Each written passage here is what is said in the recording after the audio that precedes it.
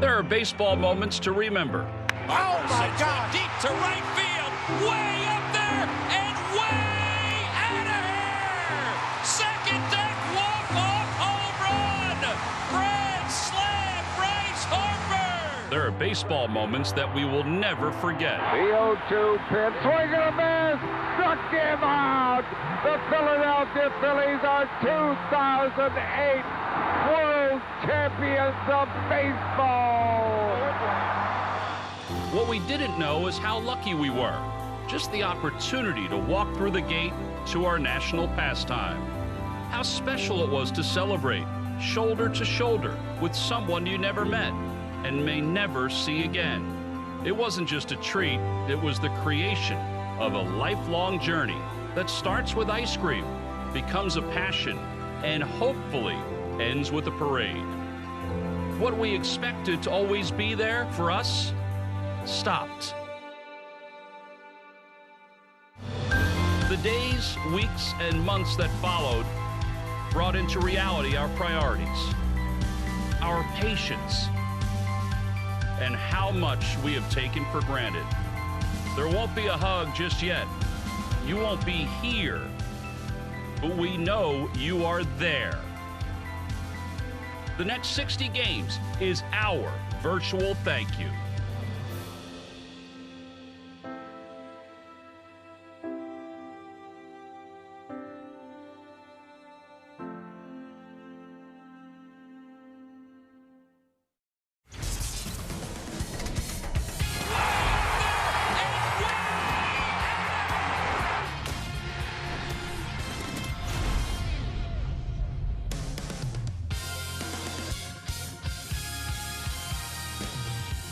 Sports in the middle of the 21st year of the 21st century is like nothing this generation has ever experienced or wants to ever experience again.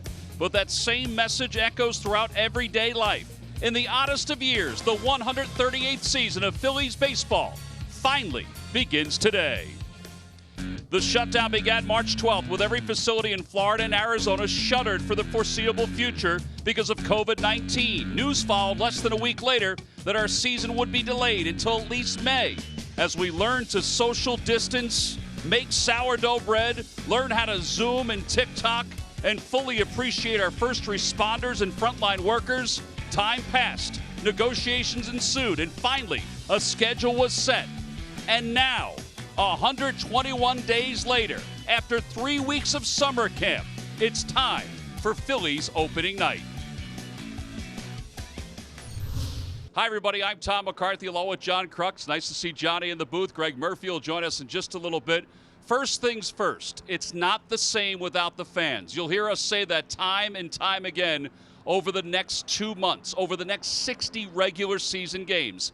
Johnny, it is good, though, to have baseball back in the living room, in the family room, in the basement, wherever you're going to watch it. Yeah, it really is, Tom. I mean, the game was sorely missed. And, look, abbreviated second spring training, you want to call it. But, look, 60 games, like you mentioned. And, by the way, that piece in the beginning was unbelievably done well by you guys. But 60 games, Tom, I mean, there's no waiting around, trying to find guys to get hot. I mean, if you're not hot out of the start, you might find yourself on the bench pretty quick because there's no time to wait around. Luckily for the Phillies, they have struggled the last couple years late in the season. So hopefully this year, there is no late to the season with only 60 games, and we can make a run and hopefully get this team in the postseason and go from there. And hopefully maybe duplicate what you guys did in 1993 when you jumped out to a 43-17 record in the first 60 games. It all gets started tonight. Aaron Nola on the mound for the Phillies. He was the opening day starter the last 2 years. No fans, obviously, but we know you are watching.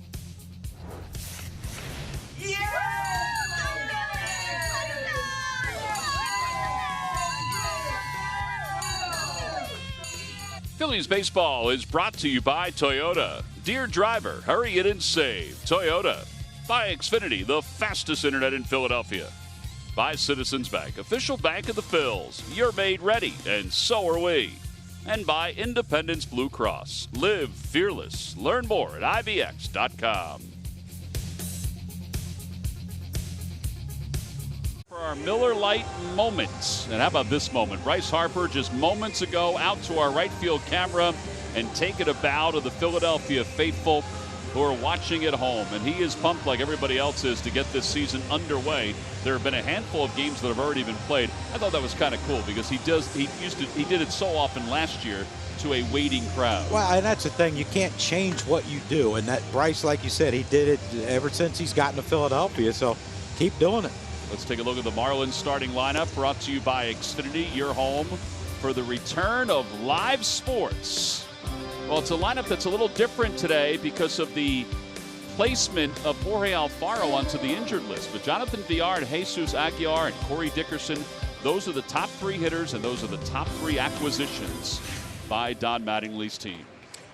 Yeah, Tom, it's not a bad lineup. It's not like, you know, look, the Phillies struggled against them anyway the last couple years, but, you know, this lineup got better just with those 3 acquisitions. There's Aaron Nola, so good at home last year. Overall, a 3.87 ERA. And the first pitch of the 2020 season for the Phillies is outside for a ball. We are underway, finally underway. Yeah, this is a sprint, Tom. This ain't no marathon. You get off to a bad start, you can get buried early.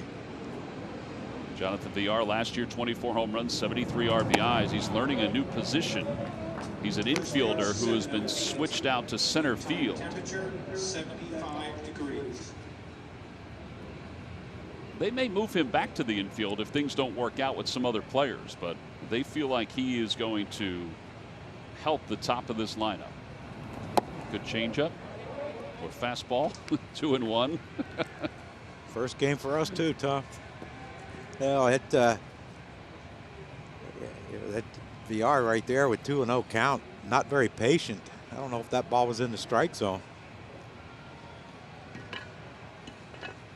And now the 2-1 pitch at the knees. That was the changeup. It's 2-2. 7-second delay, or 20-second delay, you'd have been right. Right on the money. Last year, the Marlins finished 57-105, 5 games out, or excuse me, 40 games out in 5th place. Down the left field line, McCutchen will give it a look, and it is out of play. That one slipped right over the netting, which has been extended this year in the hopes that there would be fans.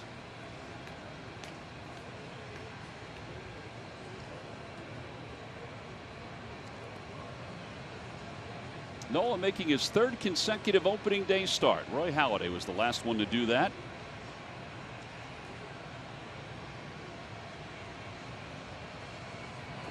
In the dirt, 3-2. He's got a long way to go to catch up to the likes of Steve Carlton. He was the last one to go double digits in opening day starts. He had 10. Probably still go out there. As long as he had his slider, he can go out there. And still in remarkable shape.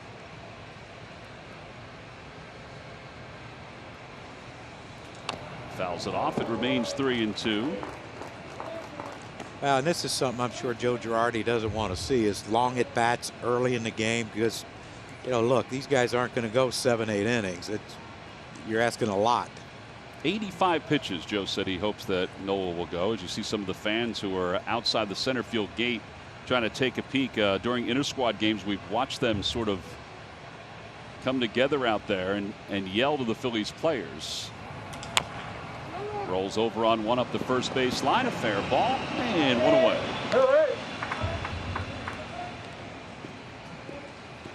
Well, you wouldn't expect anything different from Phillies fans, right? I wondered how many people would be out there.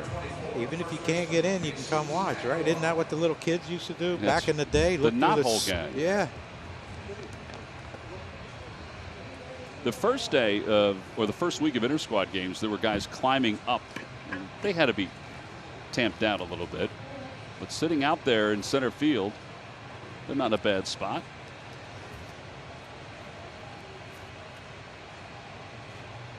Thought it was funny when VR went back to the dugout. Corey Dickerson asked him something about Nola.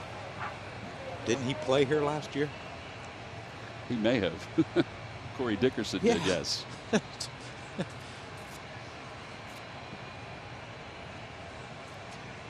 Can't have enough information, Tom. He was probably just in his own world out in the outfield. Aguilar went around, and it's 0-2.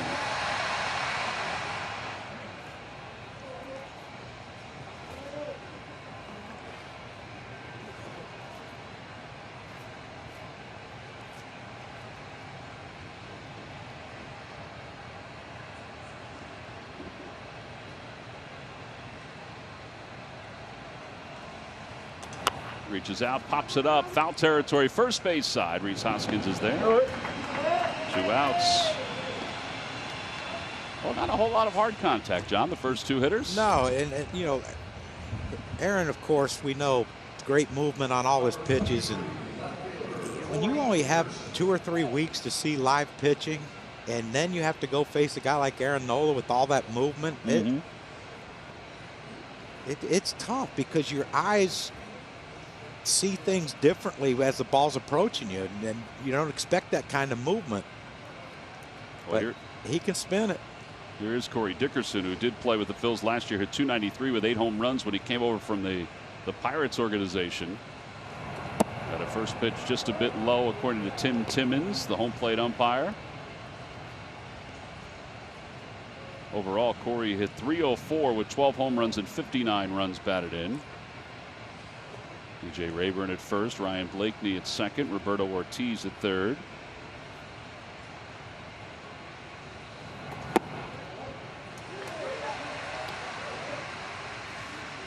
I think that's just been a huge pitch for him. You know, look, 1-0, he got behind Dickerson, throws him a changeup to get back into the count of 1-1. And, you know, a lot of guys, it takes them a lot longer than that to realize if he's aggressive with me right here, I can throw him a changeup and get back in this thing. Ground ball left side. Segura cuts in front of Gregorius, and the inning is over. Well, despite an 8-pitch at bat to Jonathan Villar, it was a comfortable 1-2-3 first for Aaron Nola. Don't forget the rosin.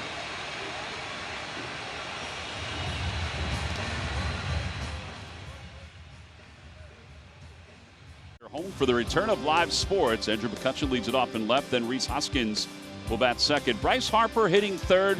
Harper with 28 career home runs against the Marlins. And they'll face the young right-hander Sandy Alcantara, who really closed aggressively last year for the Marlins. His earned run average 3.88. But John, he was a totally different pitcher in the second half compared to the first half. Yeah, and you knew that the stuff he had, that at some point it would click in for him, and you know, you just hope it doesn't click in today. But he has unbelievable stuff. McCutchen's 1 for 2 lifetime against him, and the first pitch is up and in. 1 ball and no strikes. First pitch out of the gate at 97. That's not a good location for Andrew. And that's the pitch that he kind of discarded in the second half of last year. He went from a 4-seam pitcher to a 2-seam pitcher. He was able to induce 1 ground ball after another, 1 ground ball double play after another. Andrew might want to think about wearing the elbow guard at this point.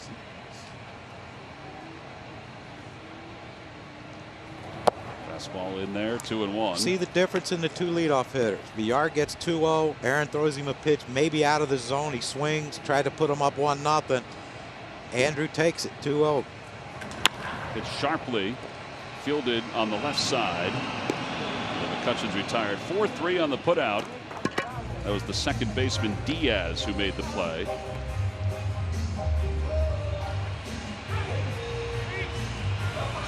Now, Villar had a longer at bat, but you know, Andrew hit that ball right on the screws. He just happened to hit it into the shift. That'll bring Rhys Hoskins up.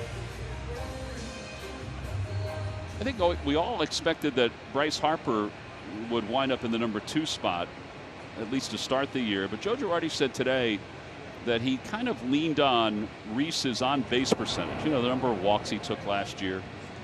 He had over 100. And he feels like the first time through, he wants an on-base guy batting second in the first inning. Said after that it doesn't really matter, but that's his theory on it. Try to score early. Mm-hmm. 1 ball and 1 strike.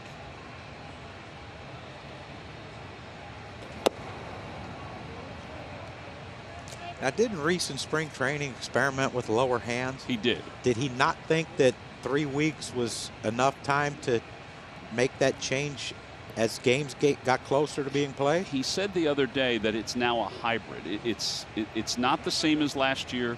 There's a little difference to it, but he's combined basically last year's stance and this year's stance based on conversations with Joe Dillon, the new hitting coach, to get where he thinks he's comfortable.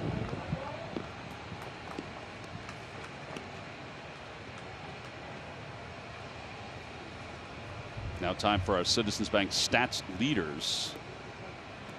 We mentioned last year that Reese got on base with the free passes. He certainly was the leader in the clubhouse in walks, 119. Citizens Bank, the official bank of the Phillies. You're made ready, and so are we. I should say 116. Bryce Harper there with 99 walks. 2-2.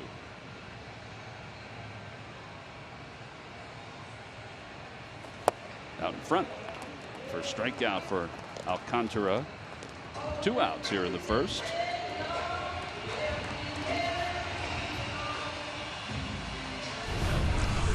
Now, 97 two-seamer running in on them righties like it has been, and he throws that slider away. That wasn't as away as it should have been, but it was down enough to fool Reese right there with the pretty good pitch.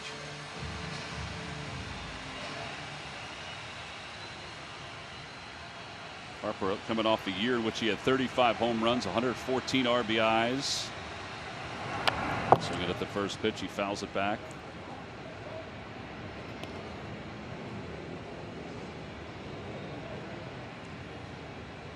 Got his Fanatic shoes on, John, his new ones. They are shiny. It's a very Elton John kind of look, isn't it? That is pizzazz. The big green guy was here earlier. He was waving a flag out in center field. He'll be around from time to time, social distancing. I'm not sure I could have pulled those off. You could pull anything off. No. You got your bedazzler at home. You'd be ready to go. Does that furry stuff fly off when he slides? I mean, we shall see. Well, hopefully we see. In the dirt, 1-2. On his way in today, he had his blazer emblazoned with the Fanatic all over it. Big fan.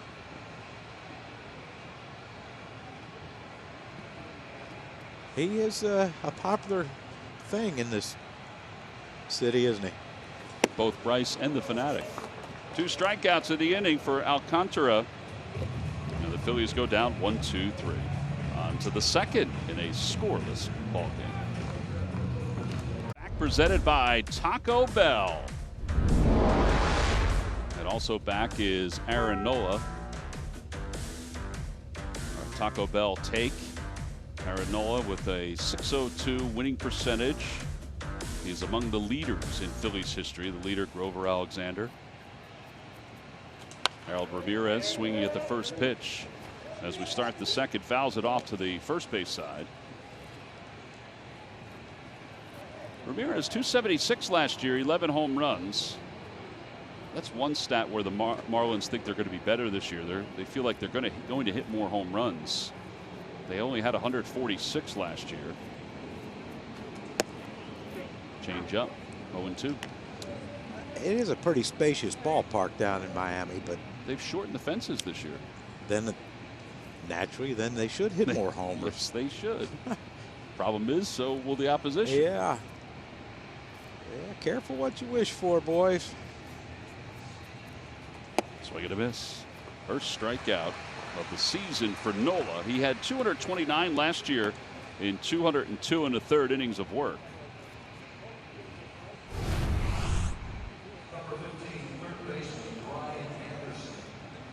The tumble on that pitch is Ramirez swings dead underneath it at circle change. Bottom drops out as he gets closer, and Ramirez, no chance. That's not right to do to a young fella. I asked Joe Girardi the other day, I said, so what was Nola's reaction when you told him he was going to start opening day? Because there was some question because he was here late. As that ball is pulled to third, Segura behind the bag. And Joe said, really no reaction. Would you expect anything else? Nope. Aaron said when he got a late start to summer camp, and the reason he got a late start to summer camp because he was exposed to somebody who had COVID-19, so they just had to make sure that he was healthy. He said he was ready to go. Like a lot of players, he spent the downtime making sure his arm strength had stayed strong. Yeah, I mean, you know, I know there's a lot of quarantining, but you know, you 60 feet 6 inches away from someone, you can still get some work in. As far as the social distancing goes, I mean, and you knew Aaron would work. You knew he wouldn't. You know, some of us, probably myself, would have just laid around and did nothing. But 0-2. You know, all these guys were working as the season kept getting pushed back.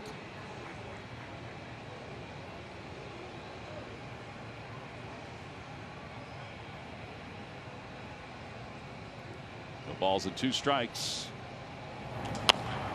That one pulled foul.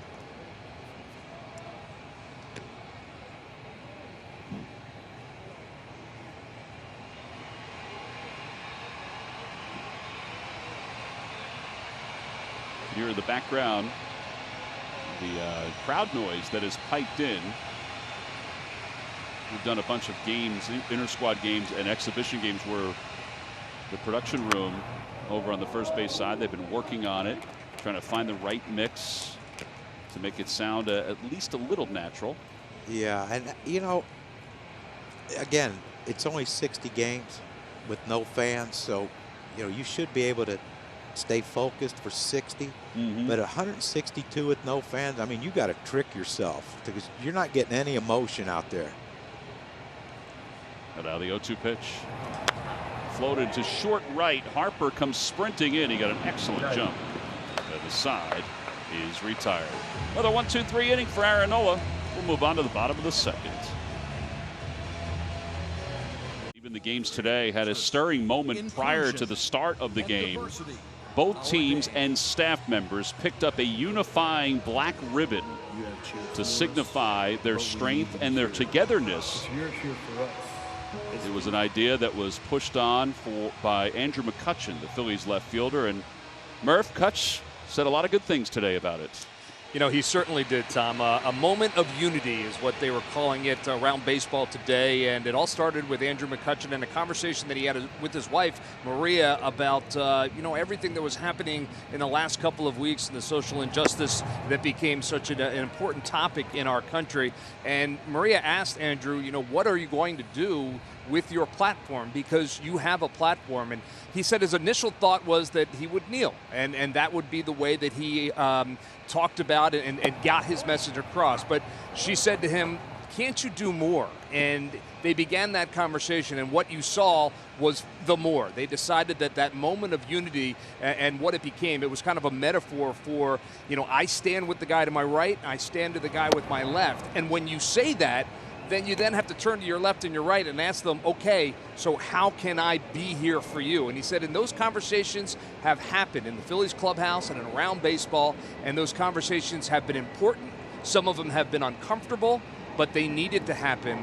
And it's not just a black and white thing. He said, you know, players from Venezuela that have come over here, and they're dealing with their own issues back in their country, and it was important that everybody understood what everybody else was feeling and get perspective. So that metaphor of all standing together, it was initially supposed to be arm in arm with all of the guys on the line, but obviously for medical reasons they can't do that. So, and then he wrote that beautiful speech that we saw in Phillies pregame live that Morgan Freeman read.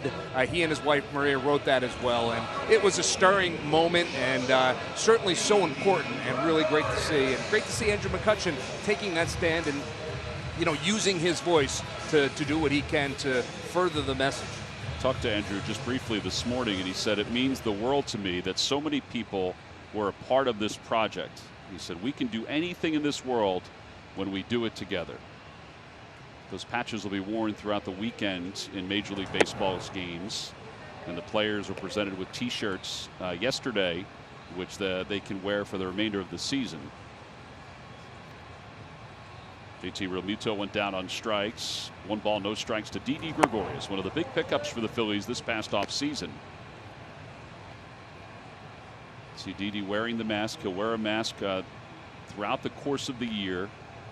He has a pre-existing kidney disorder that he wants to make sure that he takes care of. Inside, 3-0.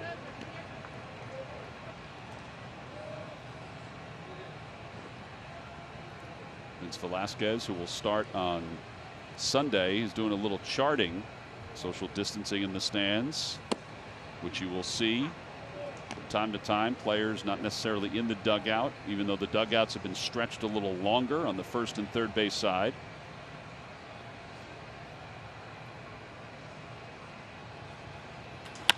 Ball's hit back toward the middle. Rojas, the sure-handed shortstop, slipped for a moment and throws out Gregorius. 2 outs.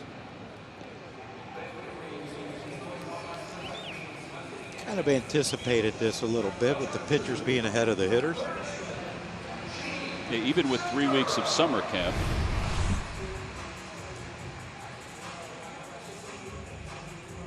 Hey, he got that right foot, just slid out underneath him, but good wherewithal by the veteran Rojas. He stayed focused the took entire his time. Took his time. He didn't rush it. A lot of guys would try to rush you, throw off balance, and cast it. Here's Phillies third baseman Gene Segura, who wasn't an acquisition this offseason, but did make another position move and has handled that position very well. He's got a strong arm. You know, we all knew that from watching him play shortstop last year, but I really think it's going to help the Phillies with him at third.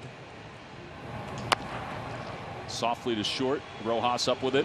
Easier play this time. And the inning is over. Another quick one for Alcantara. Rojas made sure of that.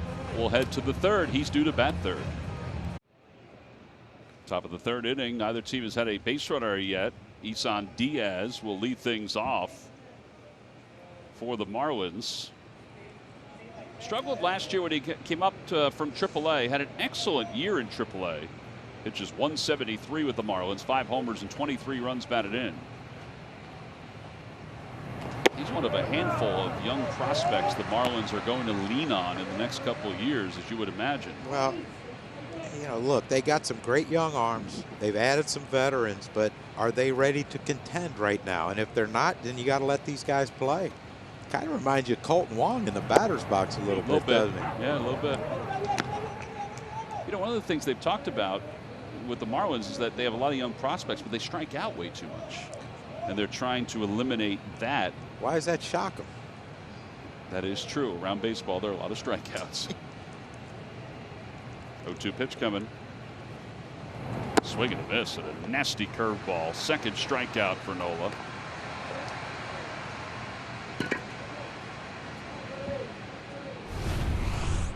Yeah, he's got the whole repertoire, and that's why he's the ace of his staff and probably be the ace of most staffs. And he's got a strikeout with the changeup on Ramirez, and now he gets one with the breaking ball here on Diaz. So full arsenal on display for Aaron. I love this guy. Francisco Cervelli. Uh-huh. Well, if you love him, you're going to see him a lot more because Jorge Alfaro has been placed on the injured list. And as we've come to find out around baseball, the managers around baseball, including Joe Girardi, cannot confirm or deny any kind of COVID-19 issues when it comes to the players. They do sometimes after the player tests positive, or they have a couple days to go through the test results. But Jorge Alfaro was placed on the injured list today, even though he traveled to Philadelphia. And there's the first hit of the night as Cervelli lines one to left center field. So Cervelli and Chad Wallach are probably going to get some time. He wants the baseball, John. First hit is a Marlin. Didn't wait long to get it, did he? Wrong dugout. Wrong dugout. It's all right.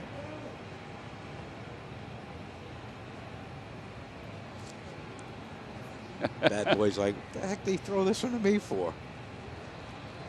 Yeah, they'll get it straight. And now Miguel Rojas.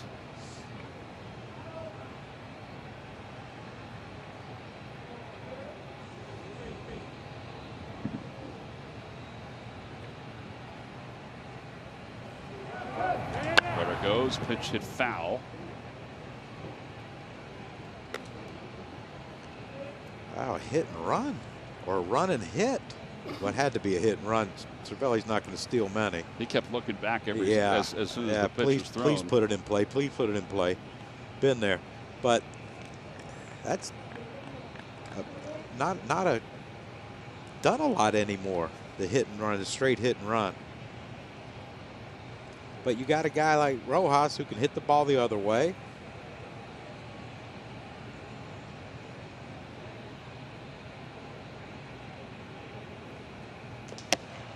Hit outside, 1-1. Rojas, they say, has taken over a lot of the leadership that Martin Prado had. He said Prado has worn off on him. Prado's now retired. Has worn off on him in a good way. Certainly has the same kind of pine tar on his helmet that Prado had.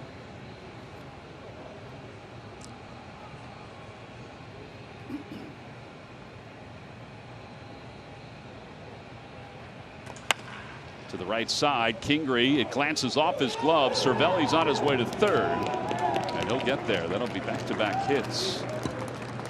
And that puts runners on first and third with one out here in the third. And that'd have been interesting if Scotty would have came up with it. Been an unbelievable play, but if that ball doesn't touch his glove and deflect off, we might have had an interesting play at third, because Cervelli wasn't stopping, and we know what kind of arm Bryce has. You see right here, just, this is fundamental baseball. Hit behind a runner. Look, if Scotty catches it, they can't turn a double play. And Cervelli wasn't stopping, so that would have been a fun play to watch if that ball wouldn't have deflected off Scott's glove, and see Bryce turn one loose early here in the season. The R grounded out to Rhys Hoskins his first time up. He had an 8-pitch at bat. And he takes a fastball up.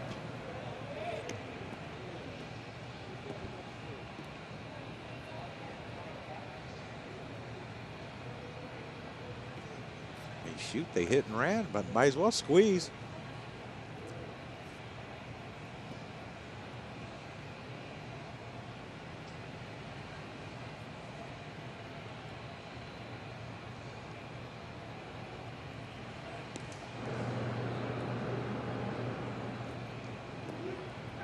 So Rhys has to put a mask on, right? When a runner gets on first? It's his choice. It's his choice? Yeah. Someone told me that they don't have to wear one. A first baseman doesn't have to wear one until someone gets on. He didn't have it on until somebody got on. Yeah, that he has it in his back pocket. It's not a rule, though. Nope. Pitch upstairs, 2-0. The first couple of days of summer camp, he didn't have it on, and then decided to, make sure that he gave it a try at least. So he was comfortable with it. Billy Hatcher, the first base coach, has one on. Coaches have to wear them. This is a big pitch right here. He changed up 2-0 before with Villar. Tried it again and didn't get a swing.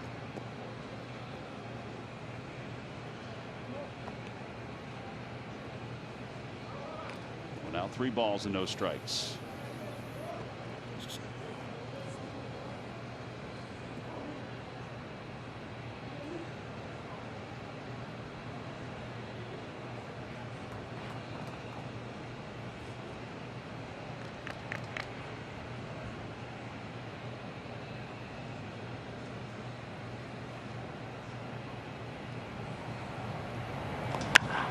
Green light.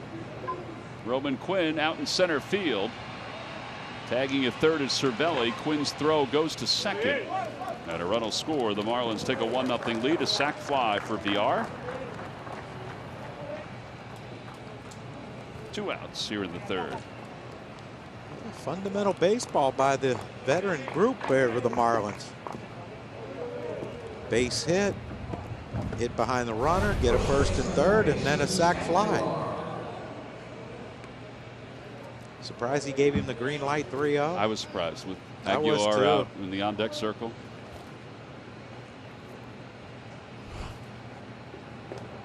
So Villar, 73 runs batted in last year, has his first as a member of the Marlins, and here is Aguilar. Had a really rough first half last year with the Brewers and was traded on to Tampa. Runner goes, pitches a strike, throw to second base on one hop. He is safe at second. Joe Girardi asked for a moment. They'll take a peek.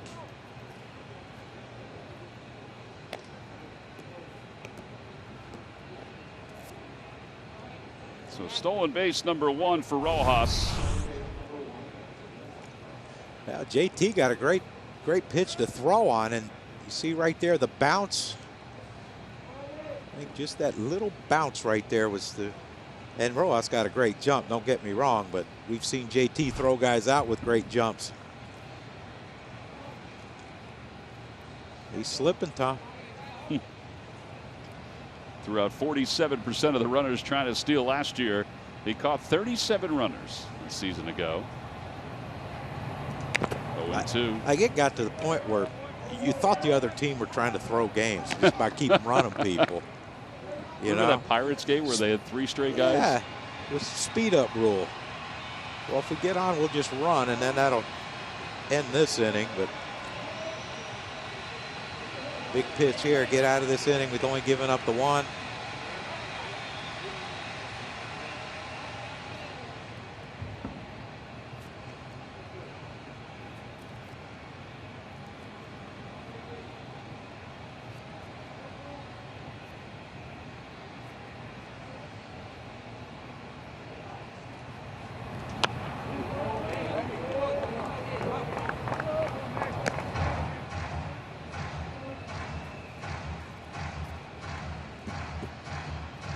Thing about this man, when he last year, 2 years ago, he hit some.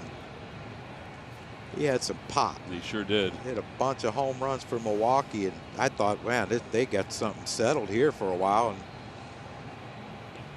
just couldn't get off the schneid last year, and they traded him.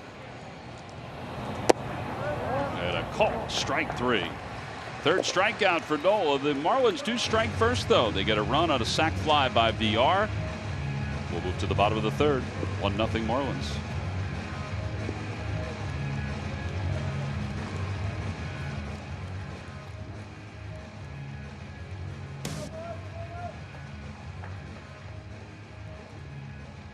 Delaware Valley Honda dealers. Hurry to your local Del Valle Honda dealer. Visit DelValleHondaDealers.com. And by the Pennsylvania Lottery's new scratch-off Mega Millionaire. Players must be 18 or older. Please play responsibly. Well, with John Kruk and Greg Murphy, I'm Tom McCarthy. It's very nice to be back here at the ballpark. And yes, an empty ballpark, as we all know.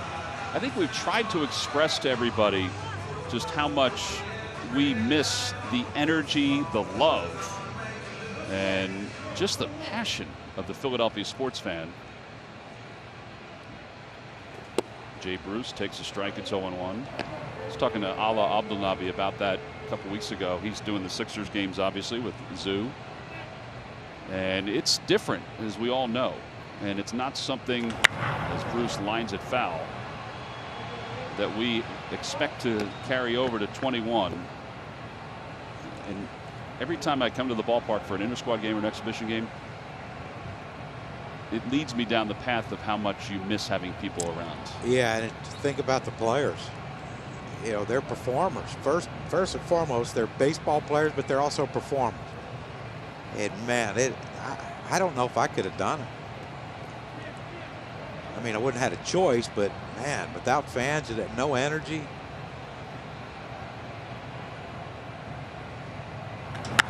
Fly ball to left field. Dickerson ventures back to the track, and he makes the catch. One out. This is the Giant home run inning. If the Phillies hit a home run this inning, watch for the keyword to get valuable offers from Giant food stores.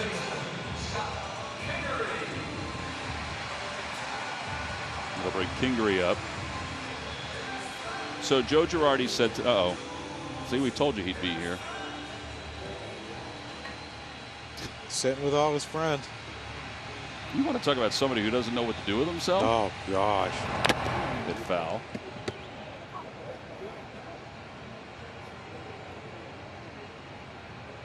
Everybody at home. Rhythmic clapping. The Fanatic wants rhythmic clapping.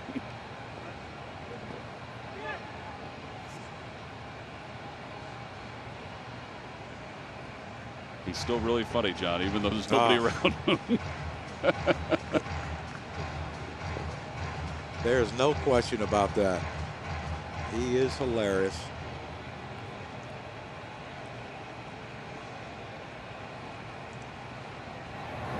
Line drive, base hit it to center field for Kingery. The Phillies have a base runner. Yep, the Fanatic likes it. With one out here in the third.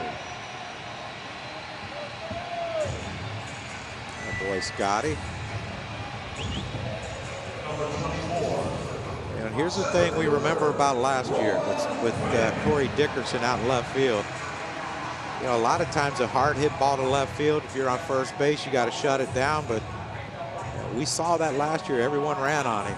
And so base hit to left field, it's no given that you're stopping at second. Johnny, excellent scouting report. Well, I remember things. Not too often. Of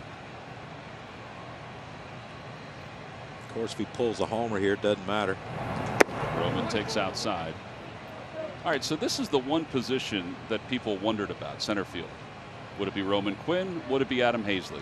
Joe Girardi said it's going to be both.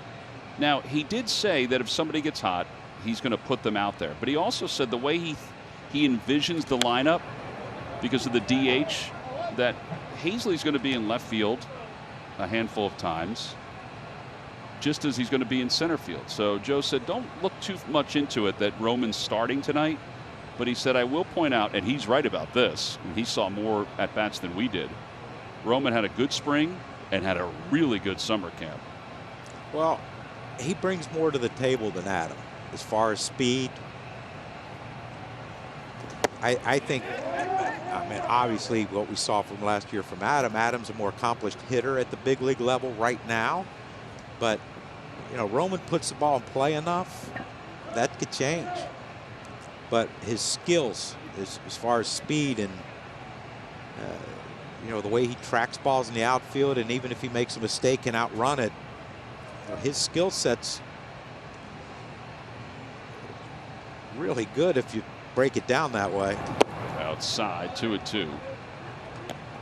He made an unbelievable play the other day in the Jake Arrieta start. It was the final start of the exhibition season, the inter-squad season. JT Realmuto hit a line drive, a bullet to center field, and he made an unbelievable diving play.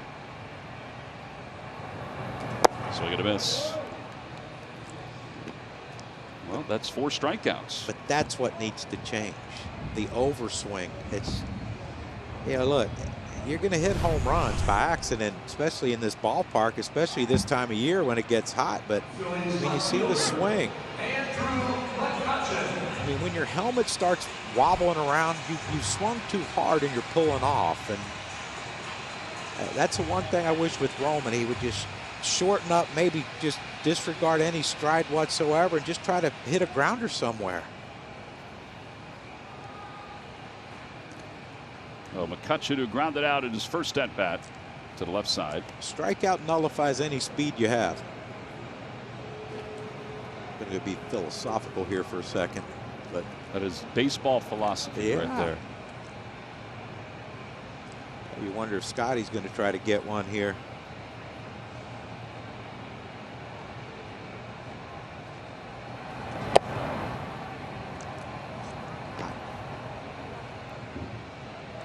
I think you can run on this guy, but you know, high leg kick, slow delivery to home. Cervelli can throw, but why not take a shot?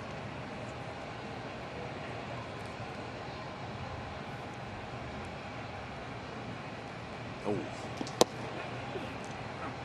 He had a false start there. Scotty did it first. He wanted to go, and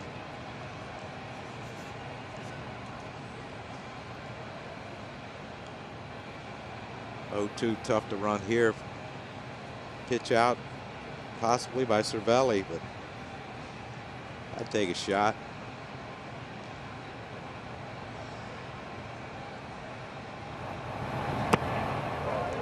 You know, there he held it, and Scotty had a couple false starts. And, you know, it's like anything else.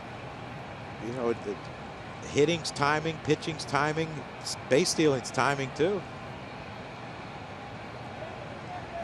Speak from massive experience, but he held it that time. Now he's throwing over. Oh, he did. Oh, that one off the glove of Cervelli and back to the screen.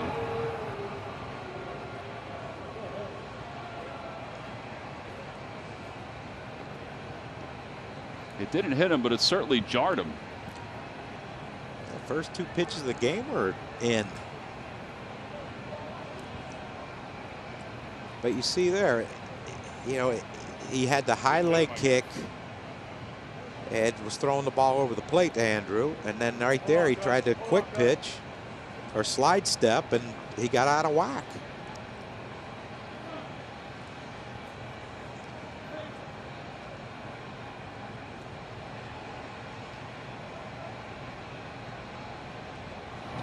Swing and a miss. Well, last year he didn't strike out many hitters for 9 innings, but he already has 5 through the first 3. Phillies leave 1 in scoring position. We played 3. It's 1-0 Marlins. Field, and also on what they've called Field 59 over at FDR Park. As Corey Dickerson comes up, let's go to Greg Murphy. Murph. All right, thank you very much, Tom. Well, in between innings, kind of a cool moment here at Citizens Bank Park as Mike DiMuzio, who's the director of operations and facility here for the Phillies, changes second base, and that's significant because Mike is celebrating his 50th opening day with the Phillies. His first game was April 10th, 1971, when, as a member of the Junior Groundskeeper Club, he changed second base in the 5th inning back in 1971. He's been with the Phillies ever since, and he's celebrating his 50th opening day. And he actually reenacted that moment on the last game of at Veterans Stadium as well. This is a guy that spent time with the grounds crew full time and then went into the marketing department. He says he remembers the time when the Fanatic dolls were the hot new item because they were brand new on the shelves. Then he did PR and sales, and he settled into running things on the operations side after David Montgomery asked him to do that. And I will tell you, I talked to Mike today. It was a very reluctant interview, but we certainly are glad that we got a chance to talk to him, a chance to show him there. 50 straight opening days for Mike DiMuzio. Pretty incredible. Yeah. And he's an incredible guy. He's also a heck of a basketball referee. So he is one of 6 boys, and his mom and dad both worked for the Phillies, and all 6 boys at one time or another did something with the Phillies. Now, they didn't do it as long as Mike has as well. Tommy, Teddy, Mark, Doug, and David. 2-1 pitch to Dickerson. Roll to the right side. Didi Gregorius up with it, and he throws him out. 6-3 on the putout, and 1 out. Tom, I will tell you that while I was talking to Mike today, I was around a couple of the other guys in the office, and Sal DeAngelis, who's the head of security here for the Phils, said that Abner Doubleday was an intern when Mike started. That's what he said. Well, I will say, and we all know this, they are nothing short of some of the best ribbers in not only this ballpark, but also in the history of the vet. Very cool. He's a very good man. Harold Ramirez takes a strike. It's 0-1. He told a story when he was on with Tom Burgoyne, the friend of the Fanatic, and John Brazier on their radio show / podcast about his friendship with Dick Allen. He and Froggy, Mark Carfagno, was also a member of the grounds crew. They befriended Dick Allen, and Dick loved the grounds crew. And Froggy has been a huge proponent in getting Dick Allen into the Hall of Fame, and you know, Mike talks about that friendship. No balls at 2 strikes to Ramirez. Ground ball foul. A lot of Hall of Famers think that Mr. Allen should be in the Hall of Fame too. You figure it's only a matter of time, I and hope. hopefully it's not as much time as Yes. has passed. Mike Schmidt, of course, is one of the leaders who feels that way. Willie Mays feels that way. Hank Aaron feels that way. 0-2 to Ramirez. He struck out his first at bat. That one's floated towards center and just beyond the reach of Scott Kingery. A 1-out single here in the 4th inning.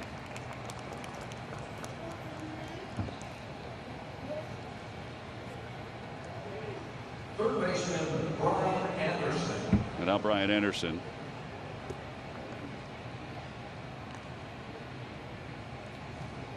Well, the Marlins hope that Brian Anderson has found a position over at third base. They've kind of bounced him around. When he first came up, he played third. He did, you're right. And then they moved him to. I thought he played a decent right field. I thought he did too. You ask him what position he plays, hitter. So he can hit. Last year he hit against the Phillies. He had .358 against the Phillies. He was 11th in baseball. Kike Hernandez from the Dodgers had the highest batting average in 7 games. But Anderson, he was able to find some holes against the Phils.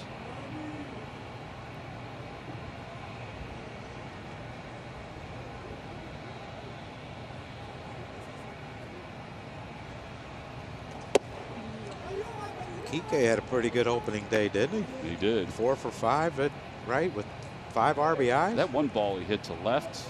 I mean, he had his swing is really good. 1-1 game. I think Chase helped him a lot. I would think he did. Understanding the game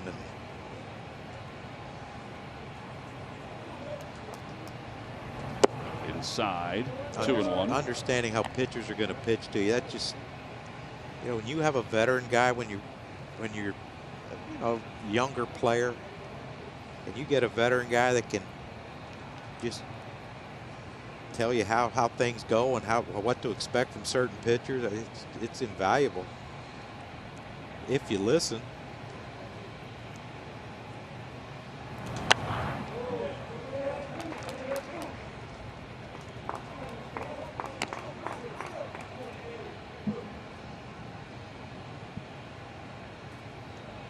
Garrett Cooper on deck.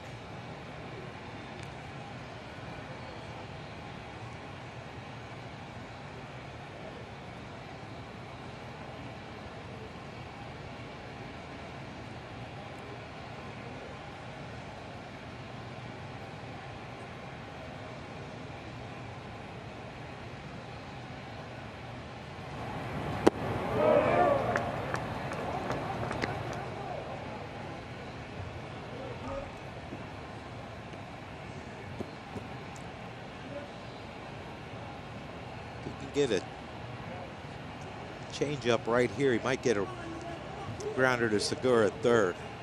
He's looking to leave earth.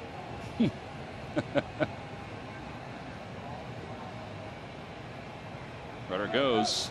Swing and a miss. Throw to second base is in time. A strikeout, throw out, double play. Don Mattingly asked Tim Timmons to hold on. That was a beautiful throw by JT Realmuto. Not only a great pitch, good call by you, Johnny, as far as the pitch selection goes, but an excellent tag and block as well.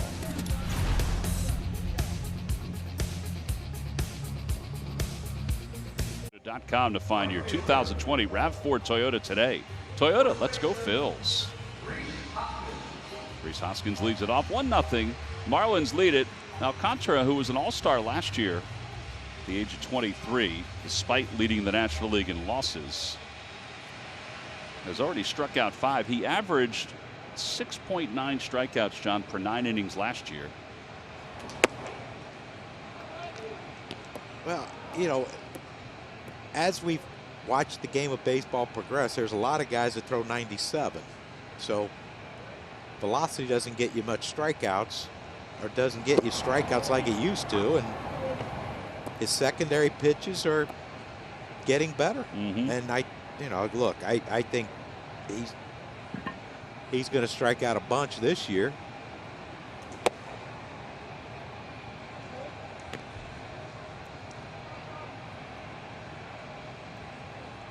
I think Cervelli's going to help a lot.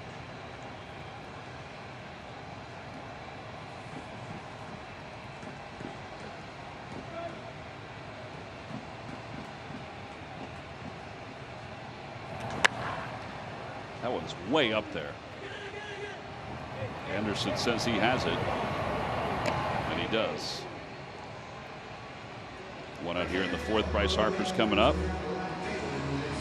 Prior to the ball game, Nemours Children's Health, the official children's health system of the Philadelphia Phillies, representing them is 16-year-old Lauren Garrett. Accompanying Lauren was her physical therapist, Stacy Travis Tracy. Lauren's recovering from a cheerleading accident that left her paralyzed from the waist down in September. With her team at Nemours, she has worked extremely hard and is so excited to throw out tonight's first pitch. And, of course, the Fanatic catching that first pitch. Nice going, Lauren. That is incredible. It really is.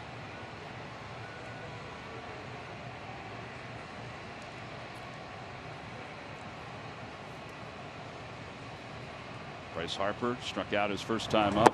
Swing and a miss, 0-1. Saw a couple swings from Bryce in the inter squads, whatever games they were. Hit some balls hard to left center field.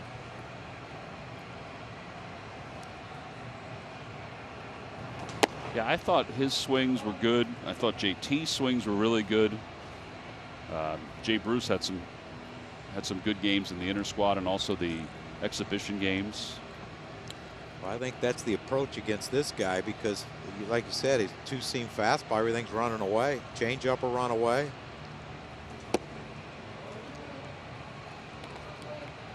Try to pull it. There's a reason why there's 17 infielders over there on that right side, huh? You know, during the inter-squad games, the Phillies inter-squad games, they had the shift on against Harper. Well, you got to prepare for the season.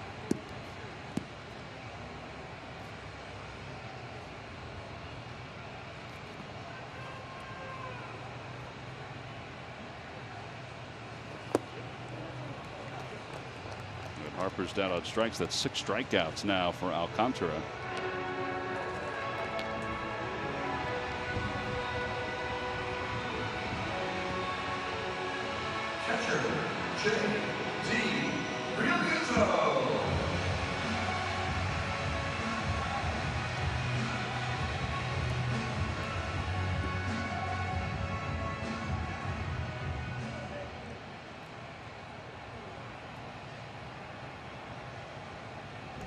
JT went down looking his first time up. Hits that one softly back to the mound. A little flip, a long flip, and an easy inning. 1, 2, 3 go the Phillies. It's the third time tonight the Phillies have been retired. In order, we move on to the fifth. It's 1-0 Marlins. Only place to get all the baseball action, in-game video highlights, breaking news, player updates, stat leaderboards, standings, game day live pitching, pitch-by-pitch sequences, and much more. Download the MLB app today, the official app of Major League Baseball. John Middleton, the managing partner of the Philadelphia Phillies, taking in tonight's ball game. As Garrett Cooper leads off the 5th inning. Game 1 of 60.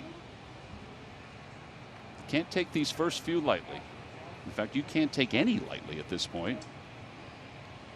The Phillies the last 2 years, even with all their issues, have started out with 32 wins in the first 60 games in 2018 and 33 wins last year.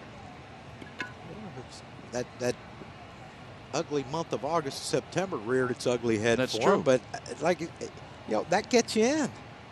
Gets you in, particularly with the expanded playoffs now. 1-1. So last year they were 33-27 after 60. They were a half game up in the division. In 18, they were 32-28. They were 3.5 games out and in 3rd place.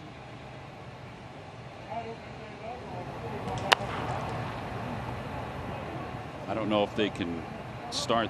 If they finish the season with that record, 33-27, you're right. If they finish the way you guys played at 93 through the first 60 games, 43-17. Nice going, Johnny. Yeah. Shocked me. Swing and a miss. Good curveball. 5 strikeouts for Nola.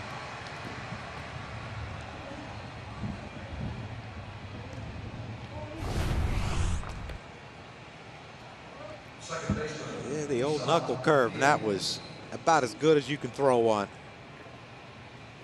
Look at the spin, the tight spin, tough to recognize out of the hand, and unbelievably good location with that pitch. If he can locate that one, I don't even know if you're looking for it, you can do much with it. Diaz struck out in his first at bat. 1 ball, no strikes.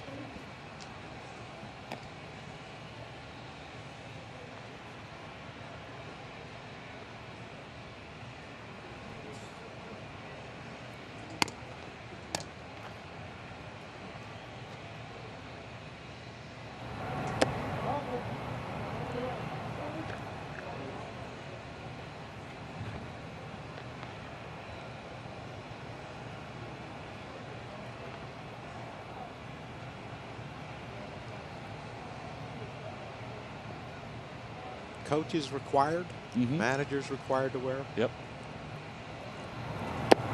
I think I would have to wear one just because I spit a lot, and that's like a no-no now, isn't it? Yeah, there are different things that players just habitually, even throwing the ball around on a strikeout, they can't do.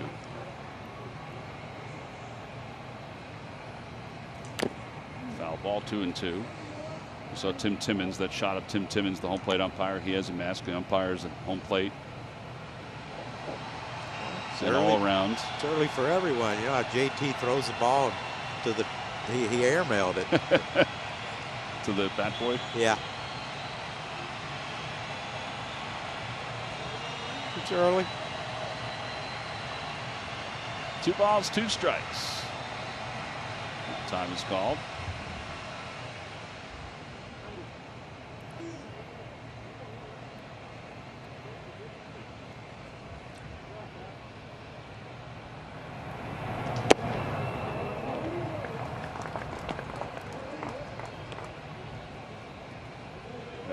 Yeah.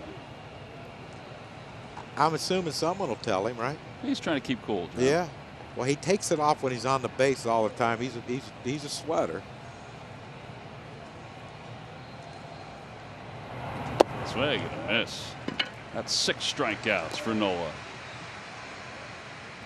Phillies fans, with Xfinity XFi, you get the ultimate control of your in-home Wi-Fi. Pause the Wi-Fi on any connected devices, see who's on your network, and more. This is beyond Wi-Fi. This is XFi.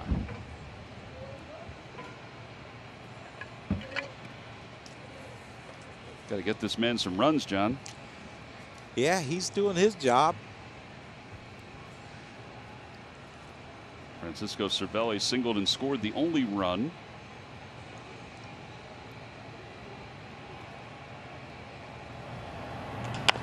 Over to third, foul.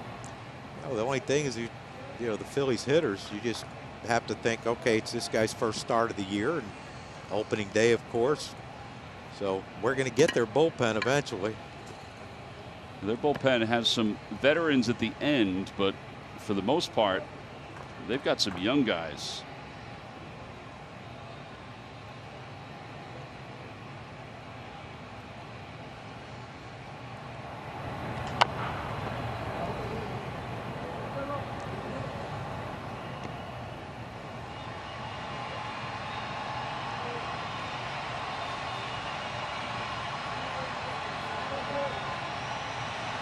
That's sad too. The foul ball's down the lines. The ball girls can't even give the ball to anyone.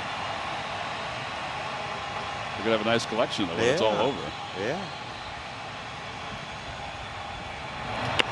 Out towards short, picked on one hop by Didi. Throws low to first, dug out by Hoskins, and the inning is over. Cervelli thought that it was dropped by Reese, but he held on. It's a 1-2-3 fifth inning. Middle of the fifth coming up. Didi leads it off.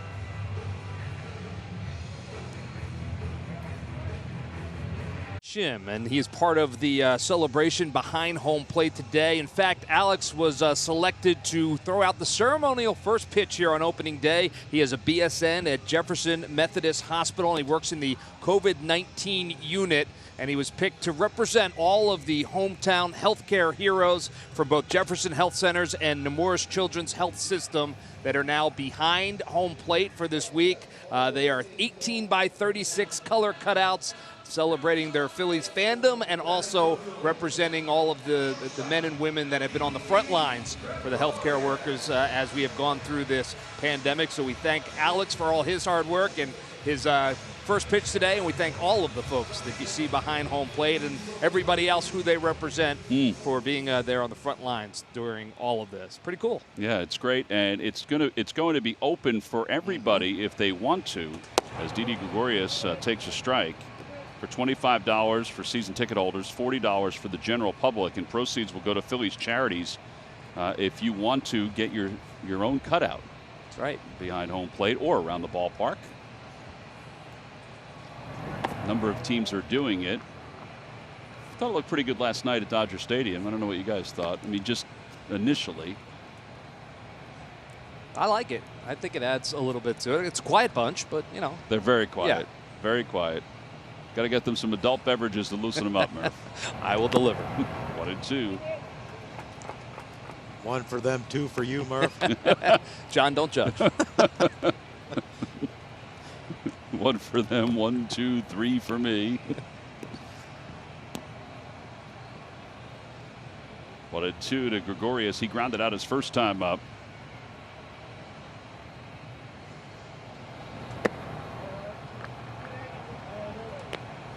That slider just didn't slide.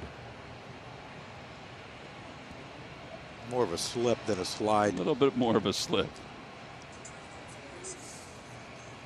Opposition last year hit 163 against the Marlins right-hander. That ball is blasted deep to right field. It is gone. First home run of the year for the Phils comes from the newest Phil, Didi Gregorius. It's a 1-1 game.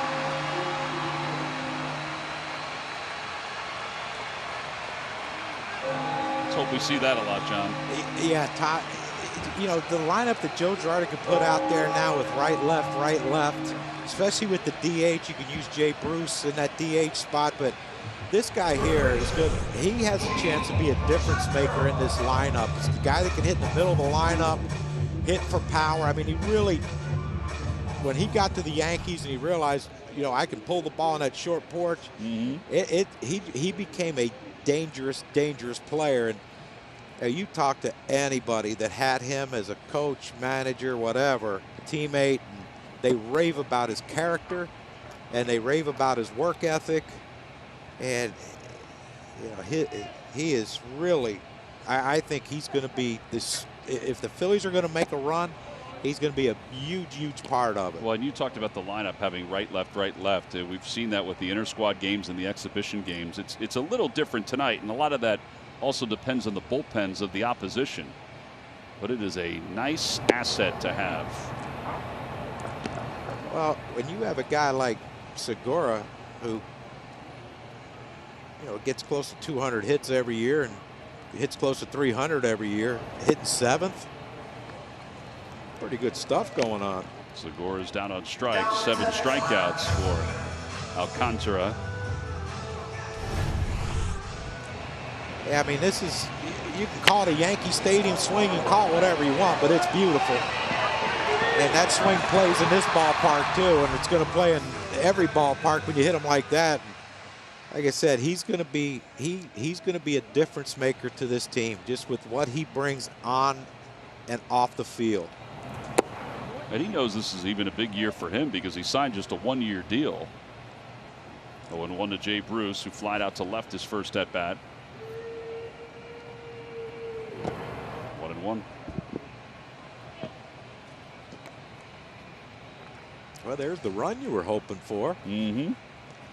Wouldn't be bad to have another one. Jay Bruce just missed one his first at bat out to left field. That one's down toward left field again. On the run is Dickerson, and he gets there. 2 outs. Former Gold Glover Corey Dickerson.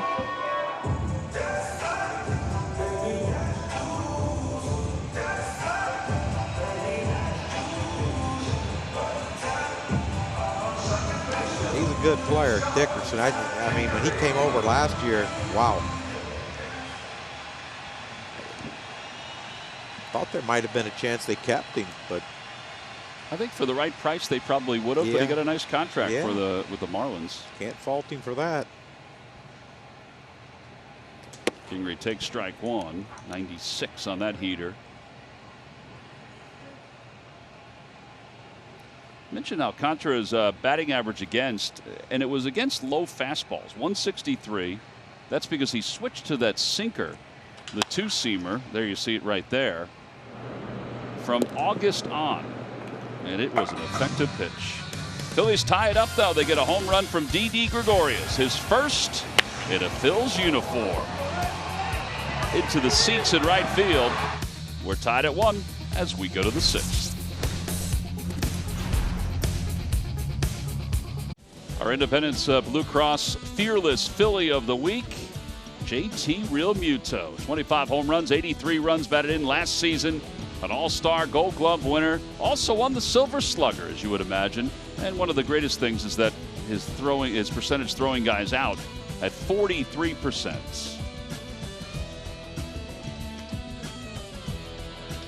JT's success last season is brought to you by Independence Blue Cross. Live fearless.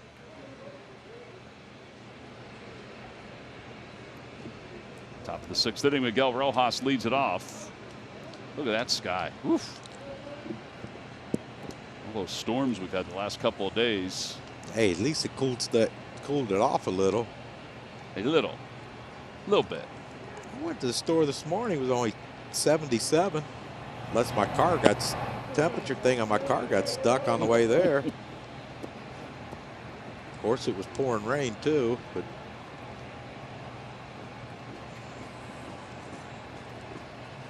All right, quick inning here, Aaron. Let's get back out. Get our offense back in the dugout and see what they can do.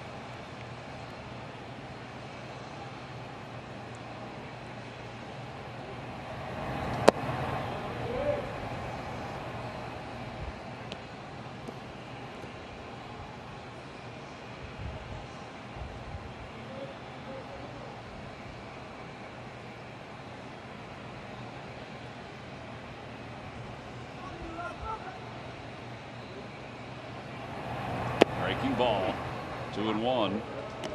Rojas has dropped 15 pounds from last year. He knew he'd be the everyday shortstop, so he wanted to trim down to make sure that he could be a little quicker at the position.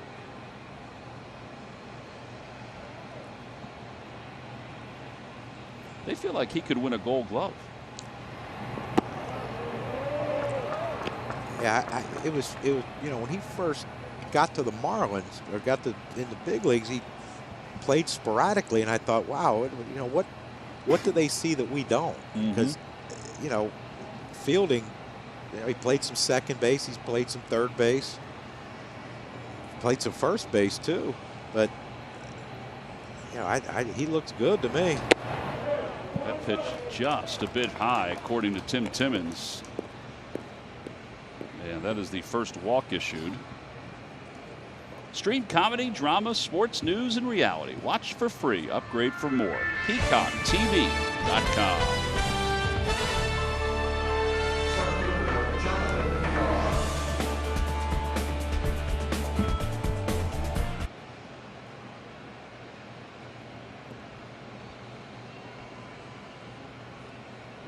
Here's VR, who's 0 for 1. In a 1-1 game, let's see how the Marlins approach this. Segura is creeping into third, and VR swinging away. It's 0-1.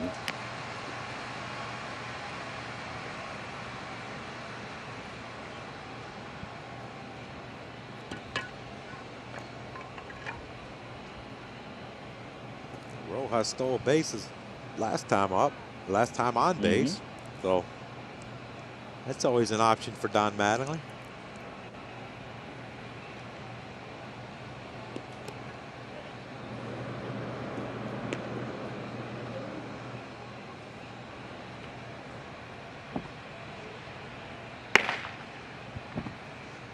Alvarez warming up in the pen. We mentioned Joe Girardi said maybe 85 pitches for Nola today. That was his thought, somewhere in that neighborhood. He's only at 72.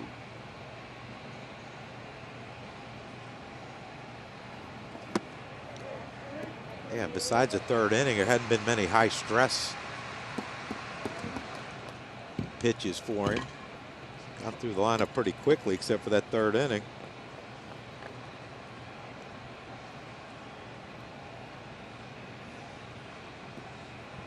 I think that's a good hire right there. Brian Price. Brian Price, yes.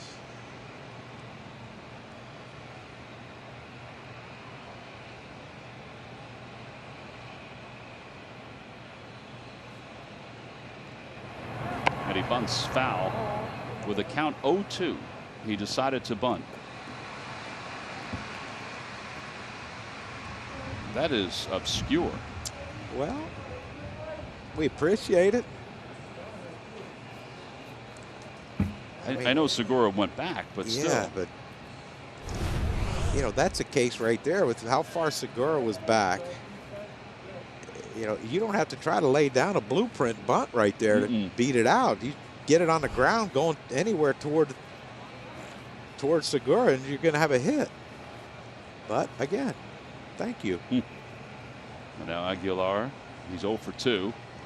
Good play by Reese to get some leather on it, and then it was stopped by Rojas.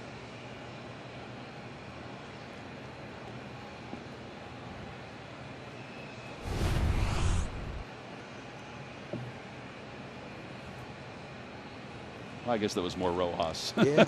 Well, friends helping friends, Tom. Yep, people helping people. It's important. It is.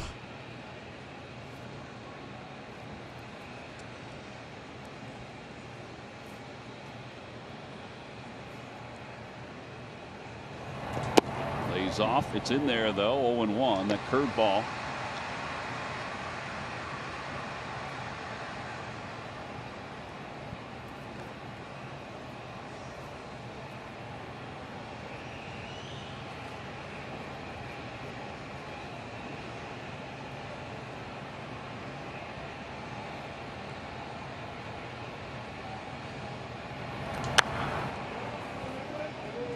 Is he slimmed up some? Aguilar? I think like he has, it. yes. Looks like it.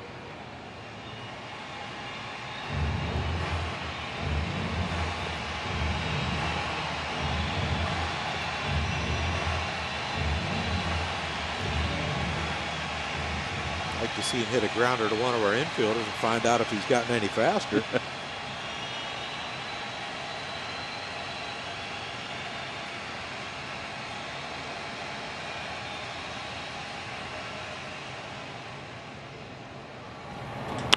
In the air to left center field. That ball is golfed out to the alley, and it is gone. Into the seats, a 2-run home run, and the Marlins take a 3-1 lead.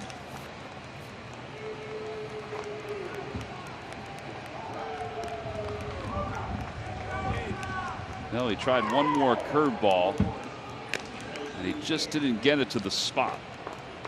Oh, too much of the center of the plate, but you know, you got to go back to the leadoff walk. You know, you score a run, Didi hits a home run to tie it up, and you see that ball just stayed too much of the middle of the plate. Middle in, it didn't get that really good bite on that ball that he threw to Cooper last inning, down and away. It just stayed in the center, and we talked about Aguilar's power, and it's still there. It's there. Ramon Rosso starts to warm in the bullpen. And now Dickerson, who's 0 for 2. He's grounded out to short twice. Outside.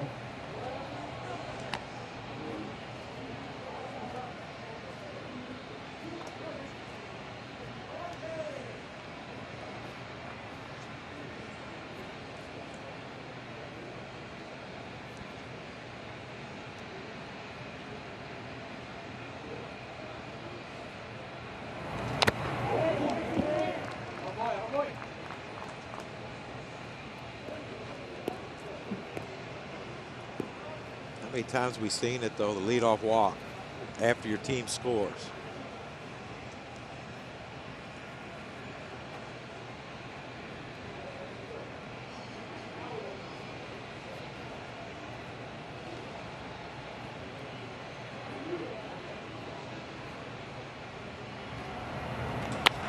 Pulled down the right field line. It's a fair ball going to the corner. But Dickerson's on his way to second base. He's thinking 3, but now puts the brakes on. Strong throw in by Harper.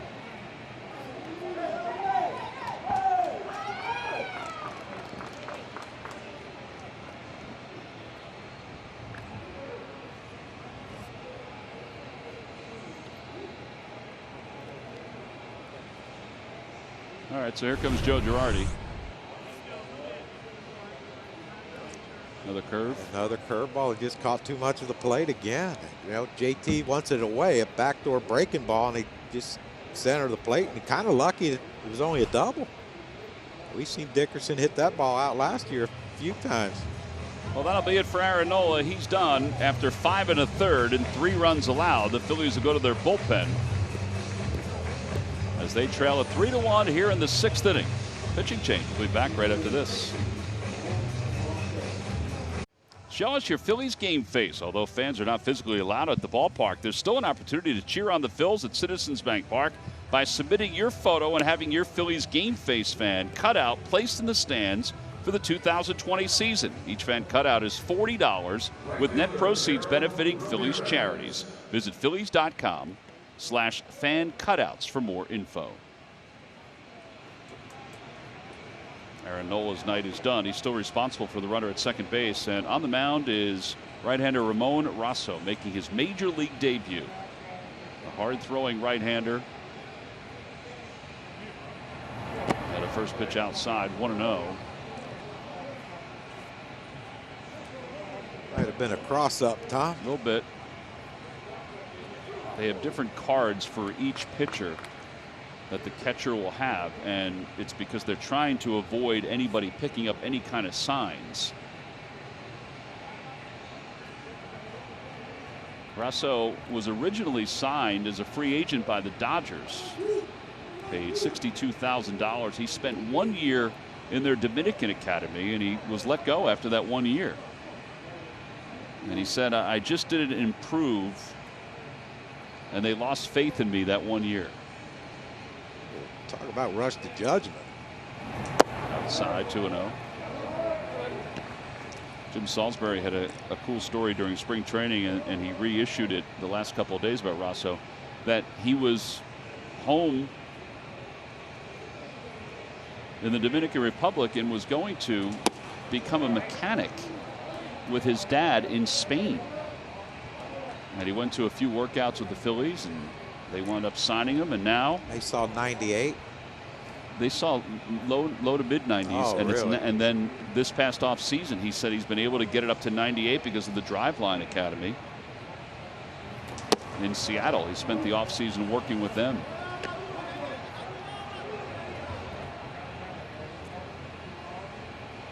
Three balls and 1 strike to Harold Ramirez, who's 1 for 2.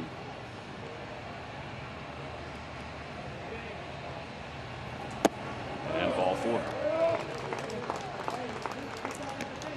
All right, well, maybe he gets the nerves out of his. He's just setting up the double play, Tom. I'll That's take all. that.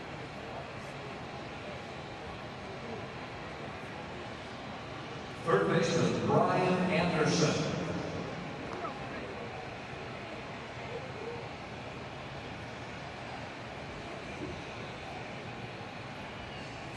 Brian Anderson is 0 for 2. He's grounded out and he is struck out.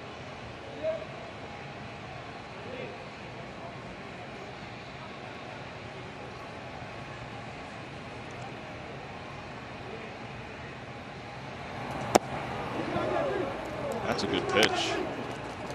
Wow. Tim Timmons didn't think so. He saw it was in the bottom of the box. It's 97. Now he may have missed a spot. Maybe that's why he didn't give it to him. Shouldn't matter, Tom. Shouldn't matter.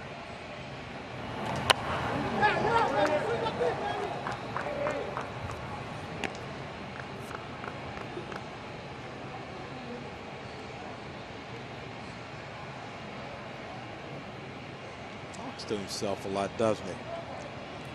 Well, every quirky pitcher did. No, Anderson I'm talking about. Every quirky hitter does. Yeah, well, anyone who plays sports for a living got to be a little quirky.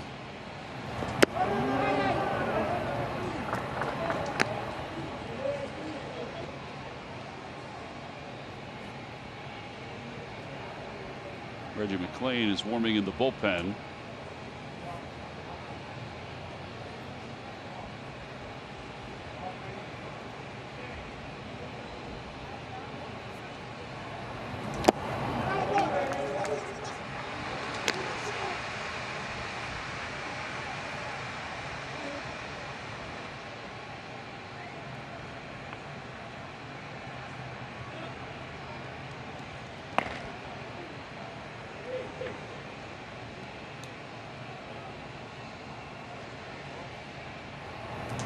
Popped up, and that'll find the seats over the first base dugout.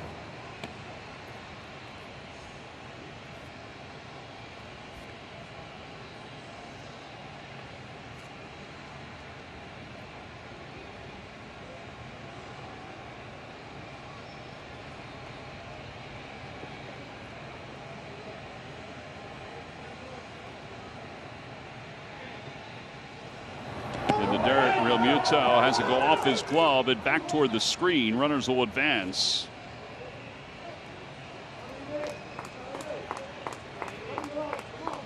Well, Phillies have gotten themselves in a precarious situation here. Yeah, they do, but yeah, there's nothing, JT. I've never seen a wild pitch. I've seen him bounce over someone's head, but I've never seen one bounce chest high when JT was trying to raise up. Nothing he can do about that, but infield in, and you got 2 strikes, so you got an open base, so you got something to play with. Swing, miss, 96. First major league strikeout for Ramon. He'll toss that baseball away.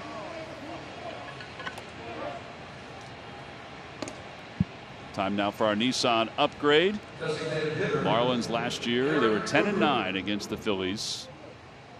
They out-hit the Phillies batting average wise. They didn't score as many runs, a couple more home runs. Upgrade to the technology of tomorrow today. That ball off the glove of Realmuto again. A run will score. That'll be another wild pitch. And it's now 4-1. Marlins on top.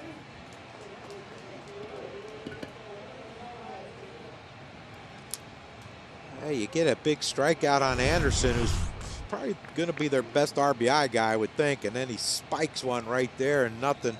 You know, you throw that hard, there's nothing JT can do about that. I mean, that's between the legs of a left-handed hitter. Yeah.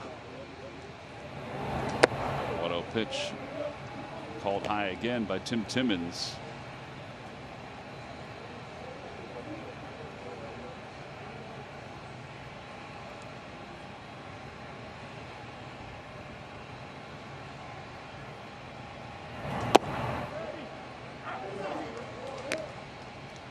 I mean, if I'm Cooper right here, I don't even think breaking ball.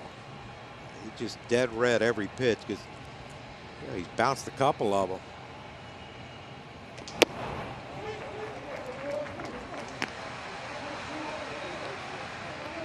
You know, JT, you see him just pound his glove. He's like, all right, we got 2 strikes now. What but my hands are tied. I can't call a breaking ball. We're off third. 3 runs are in. That one was at 95.5, 95.5, that fastball.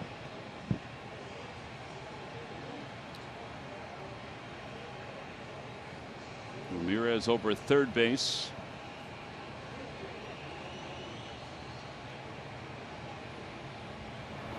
Oh, he did go with a breaking ball, but you see where it was. He's afraid to bounce it. That thing, put it this way, if there's less than 2 strikes, you might have seen a different result on that pitch. Cooper's up here now just fighting, battling to try to stay in this at bat. And a liner out to left center field. McCutchen won't get it. It's going to go to the wall on one hop. Cooper will get to second base. Ramirez scores. It's now 5-1 Marlins. Well, and this inning has gotten away from the Phils. RBI double for Cooper. He had 16 last year. And Joe Girardi's heading out.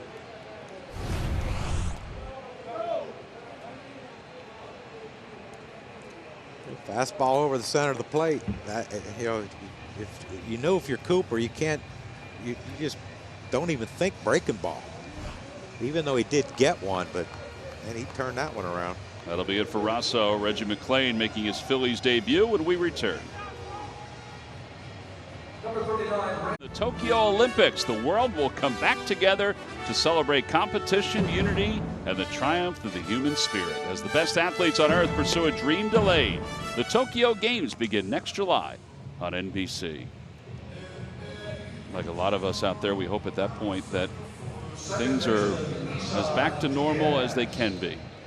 That's what we hope that the game of baseball will bring to people, some normalcy. Yeah, basketball starting up. Hockey's going to get going at some point, right? Yep.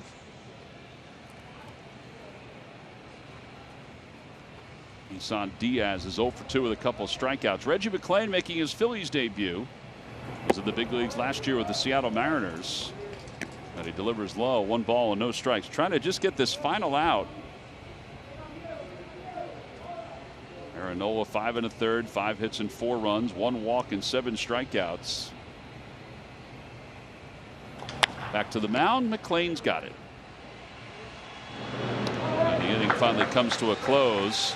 Well, 409 feet from Jesus Aguilar. And that broke the 1-1 tie. The Marlins added a couple more, but that was a big one. A 2-run shot. We go to the bottom of the 6th. It's 5-1. It's brought to you by Nissan. ShopChooseNissan.com. And by Taco Bell. Baseball is back. Phillies trail at 5-1 as we go to the bottom of the 6th inning. Roman Quinn leads it off. StatCast powered by Google Cloud. There's that home run, 409 feet. Exit velocity 102.9. That'll get her done. Sure will. And now Alcantara, who's been very strong. He has 7 strikeouts. Has a 4-run lead to work with. 1 ball, 1 strike. Well, base runners, Tom. We got to be patient. We got to take good swings. Over the mound, Diaz has it, throws, not in time, gets away from Aguilar, and Roman slips, so he'll hold up at first base. Not much you can do about that. That'll be an infield hit.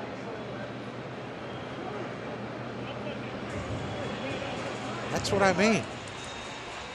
You know, he puts so much pressure on the defense when he just puts balls in play on the ground. And he needs to do more of that. I mean, watch this. As soon as that ball hit off the plate and bounced straight up, you knew he was going to be safe. That's what you worry about.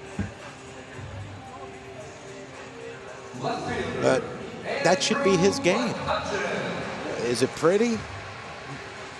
It's not off the bat, but it is when he's standing on first base. And it's great to watch him run.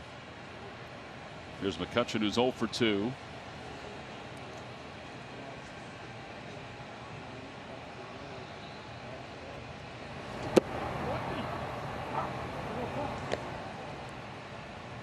Roman excited, Murph, about being on the opening day roster?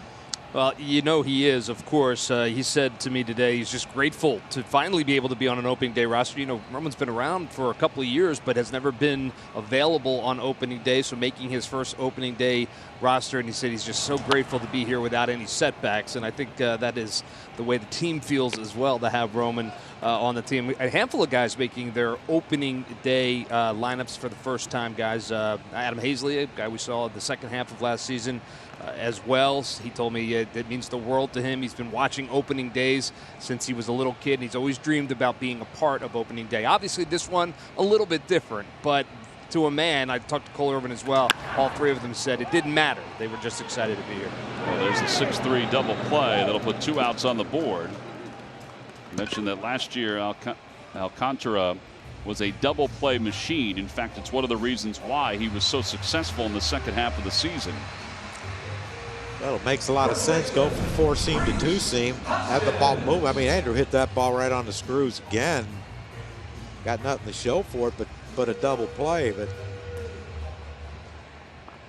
yeah, that 2-seam fastball does wonders for you.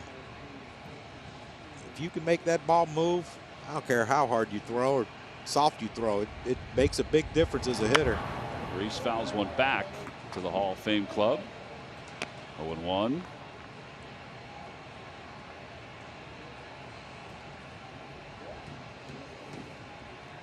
Seven ground ball outs now for Alcantara.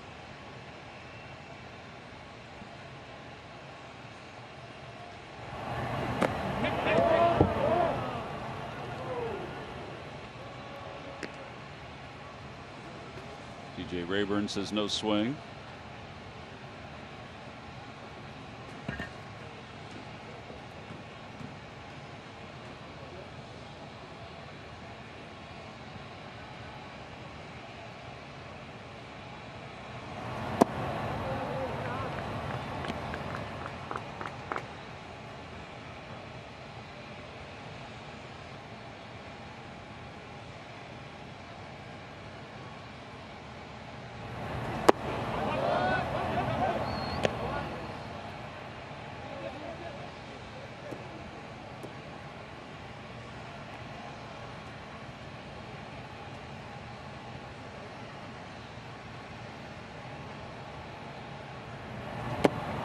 Ball four. So Reese draws a walk. Phillies get a base runner again. Well, that's the first walk issued by Alcantara. So let's see if the same thing can happen to him that happened to Aaron Nola. This one coming with 2 outs. Yeah, that's a tough part. But look, you got the middle of your lineup. This is what these guys are there for. And easier said than done. I mean, it's not easy hitting. We all know that, but at some point you got to hope this young man makes a mistake and we capitalize on it. Harper has struck out twice. 2 of the 7 strikeouts. One's out toward left center field. On the run is Dickerson. He's there and he puts it away. And the inning is over. No runs, 1 hit, 1 man left. 6 innings of 3 hit ball. 1 run for Alcantara. Time now for your Delaware Valley Honda Dealers game summary as we go to the top of the 7th inning. Phillies trail at 5-1. It was a 4-run 6th inning for the Marlins.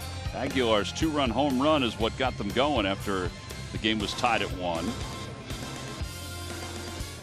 Alcantara has been excellent. 7 strikeouts over 6 innings. Most strikeouts for a Marlin pitcher on opening day is 9. That's been done twice. Jose Fernandez, the late Jose Fernandez, and Josh Beckett. It's Don Mattingly going over probably the bullpen with Mel Stottlemyre. Here's Francisco Cervelli against Reggie McLean as we start the 7th.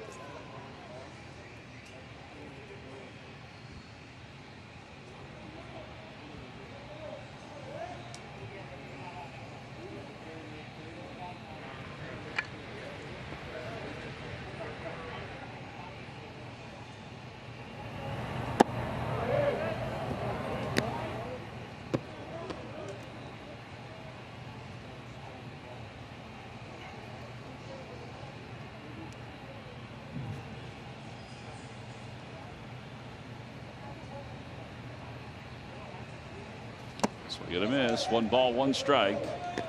Might have got a piece of it. Marlins were expecting that Jorge Alfaro was going to be their catcher today, but Jorge was placed on the injured list today as Austin Davis throws in the pen. Don Mattingly couldn't confirm what the cause of the trip to the IL was for Alfaro. So it's safe to assume, because Yeah. if it, like was a hamstring, you would say, well, he tweaked his hamstring. I would think so, yes.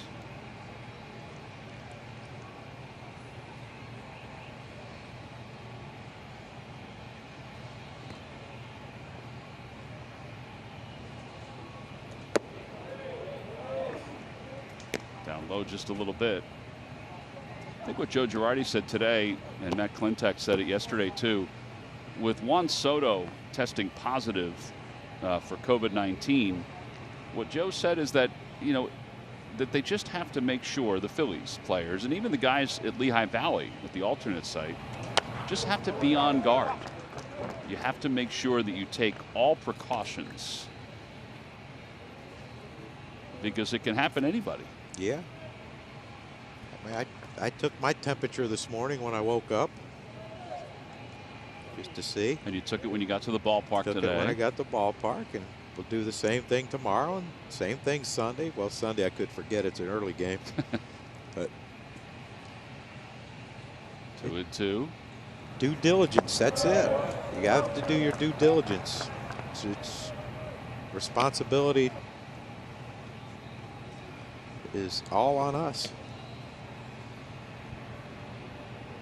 3 balls and 2 strikes to Cervelli. Phillies infield coach Juan Castro wearing number 91. Bobby Dickerson, last year's infield coach, is with the Padres now. Fly ball out to short left field. Didi Gregorius is under it, and he makes the catch. 1 out. And here's Rojas, who's been on base twice tonight. Well, I think the one thing with this no fans in the stands is communication on pop-ups should be there should be easier. It should be 100% foolproof. It's not like you can say, well, I didn't hear you.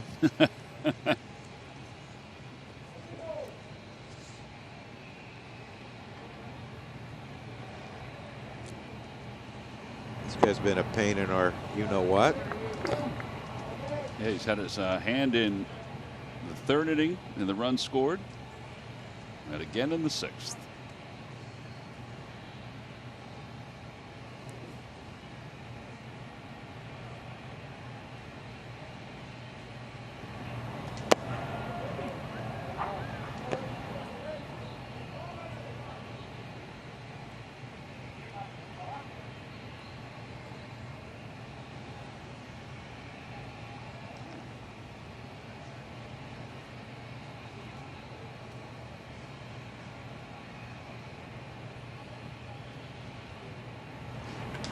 Out towards shortstop on 1 hop. Flag down by Didi.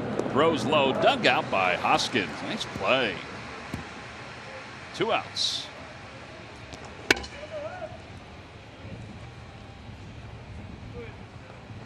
Nice play on both ends right there. Hard hit ball by Rojas, which I think we should have come to expect that. But look at that ball hooking away from Didi, but he stays right with it. I like the way these guys now have the wherewithal to wipe their hand before they throw it as they're coming up. But great play by Reese too to pick that ball and help his teammate out. Well, scoreless inning for Reggie McClain in his Phillies debut. Austin Davis is coming in. We'll take a break. Get me back with 2 outs here in the top of the 7th. T-Mobile is your ticket to the game now through August 3rd. Customers can score free MLB.TV at T-Mobile.com/MLB. All right, here's Austin Davis, and his first pitch to Jonathan VR is in there for strike. It's 0-1. By the way, we want to send best wishes out to our buddy Dan Baker. He's been here for these inter-squad games and exhibition games. He had a procedure today. He said he's feeling good. We'll be back at the ballpark soon. Scott Palmer's been doing the public address announcing tonight. We're always thinking about you, Dan. It's been great having Dan's voice, even though it's been quiet here at the ballpark. It's been great having Dan's voice during these inter-squad games and the exhibition games. Yeah, old reliable. Old reliable. You knew when you came here what you're going to hear from Dan. And get well, buddy. 1 ball and 1 strike. 1-2. I don't know if you'll get a chance to talk to Aaron Boone when the when the Yankees come to town, but Aaron does a really good Dan Baker impersonation. Is it as good as Dan Plesac's? Have you heard his? Dan's is good too. Yeah, they're both really good. Maybe we should have Dan and Aaron do something, do one in preparation for the game. How about get Aaron to do a best wishes, get well? That wouldn't be bad. To Dan in Dan's voice. We should get on that before the end of the game. You know, he just texted me. He did? Yeah. Back toward the middle, right at Scott Kingery, shaded toward the middle of the diamond. 4-3 on the putout, and the inning is over. We're going to hang here for God Bless America. Kane Callis, the son of the great Harry Callis, sung the national anthem earlier. It was on video. And Kane is going to sing God Bless America here at Citizens Bank Park. So here we go. I mentioned Scott Palmer was doing the PA. Kane Callis as he sings God Bless America.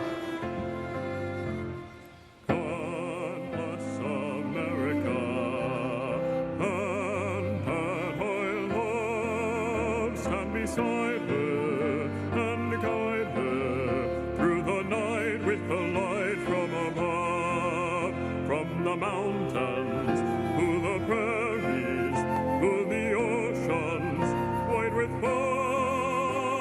God bless America, my home, sweet home.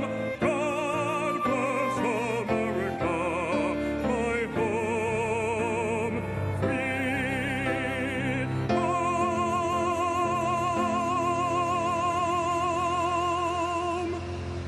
Kane Callis.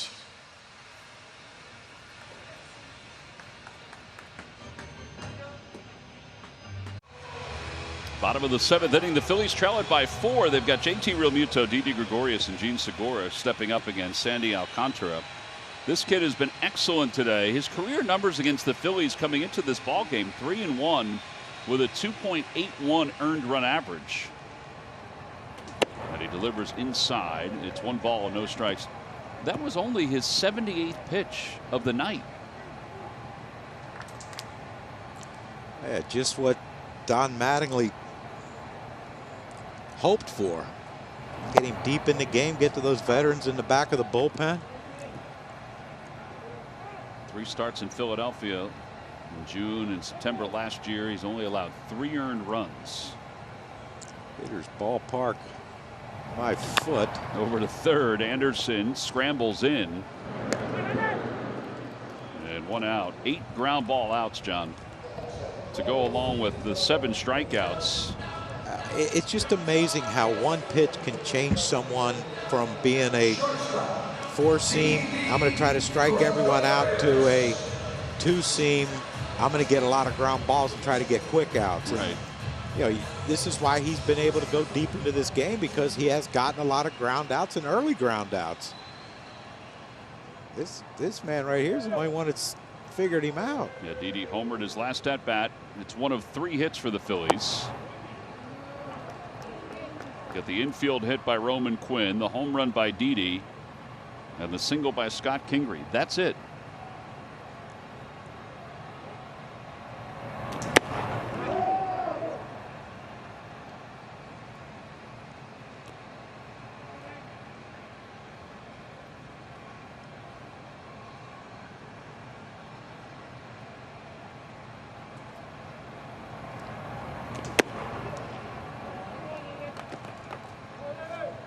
Fanatic trying to get the Phils a little change of luck. Splish splashing across the top of the dugout. Inside, 3-1.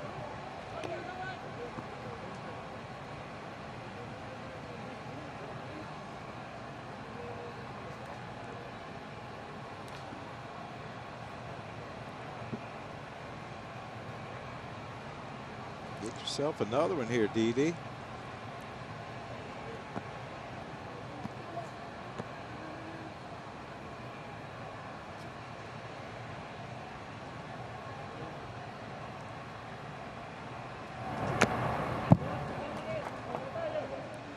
Here's the home run in the 5th inning for Didi. Haggard. Beautiful swing. Yes, it is, but 2020 high fives and celebrations. Yeah. And there's ball 4. So he's aboard with 1 out here in the 7th. Second walk issued by Alcantara. Amazing when you take a guy deep how much more careful he is to you after that. Even with a 5-1 lead. Well, Stottlemyre Jr. is headed out to the mound. So the way the bullpen sets up for Don Mattingly's team, Brad Boxberger, the veteran, is the closer. At least that's the thought coming into this ball game. But they've got a number of other guys that they can rely on. Well, there's Boxberger now. So, all right, so maybe you throw out the fact that he's listed as the closer by Don Mattingly. He did say yesterday, he said, I think Boxberger is going to be the guy closing. Well, maybe he thinks that if Segura gets on, this is might be the biggest situation he can bring his, his named closer in. So he did say that Brandon Kinsler would be the other guy. So Kinsler's probably going to be the closer tonight. They were sort of indecisive about it. So Kinsler, he's got Garcia, who he knows from the Dodgers organization. Segura's 0 for 2. He's grounded out to short, and he is struck out. And Ryan Stanek, who they got from the Rays last year, he's usually the guy at this point. Out to center field. And VR got a good read on it. Makes the catch. 2 outs. And Jay Bruce is coming up. Designated hitter, Jay Bruce.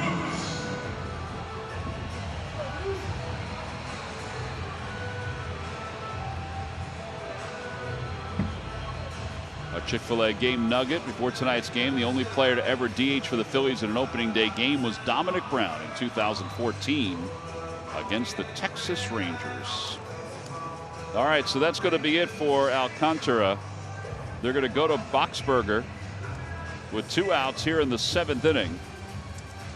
So Alcantara will get his rosin bag. He'll leave with 87 pitches. He was excellent tonight. We'll be back right after this. Time now for our Toyota Turning Point. And it was the starting pitcher tonight for the Marlins, Sandy Alcantara, an all-star last year, 14 losses. He looked really good tonight. Yeah, Tom, a lot of ground balls. He, above his average per inning or per 9 innings with strikeouts, but he kept the ball in the strike zone. He made the Phillies expand when he got ahead. And like you said, all the ground balls, that big double play right there, and he takes the ball in the rosin bag, and he's going to go watch the rest of it. So he's hoping his bullpen can. Yeah, he did everything he could do. Here's Jay Bruce with 2 outs, and Bruce waves at the first pitch from Boxberger. I think this is what one of the rules I like change right now is that, look, I know Jay Bruce isn't the tying run, but it's only the 7th inning. Normally he would probably see a lefty, Conley or someone, to make Joe Girardi try to make a move. Don Mattingly would, but knowing that he has to pitch to 3 hitters and Jay's not the tying run, you got to worry about Kingery and the others.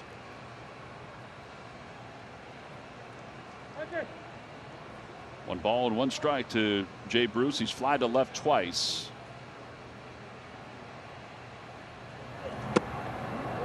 Two and 1. Don Mattingly said, I'm not sure about the rest of the bullpen, but I know that the 3 at the back end will be Kinsler, Garcia, and Boxberger. So that's kind of where we are right now. He said, I'd like to be more settled, but at this moment, I can't say it's that settled in the middle of the bullpen. He did also say the other day that he was going to have a quick hook with his starters. He didn't need a quick hook. No. If he didn't get to that 85, 80, pitch limit, then he'd have still been in there. Off the end of the bat carries well, though. VR dropped the baseball. Rounding third and heading for home is Didi Gregorius. He'll score. It's a 5-2 game. Maybe that's the break the Phillies need.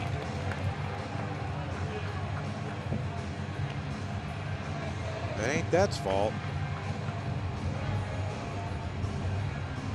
Didi kept going. A lot of guys would shut it down, and Didi kept running. Don't take anything for granted. Sure, Donnie's not happy about that. It looked like that last step, the ball jammed him, kind of like you're hitting, and it jammed him and hit off the heel of his glove and kicked out. But you see Didi right here. Now, you don't have to run 100%, but you don't stop running and jogging. He got a drop. He scores easily. Jay Bruce kept going. Now he's in scoring position, and who knows? Make a mistake right here, and Scotty takes you deep. Back in this thing. Yeah, it's an E8, no RBI. So runner at second base, 5-2 the score.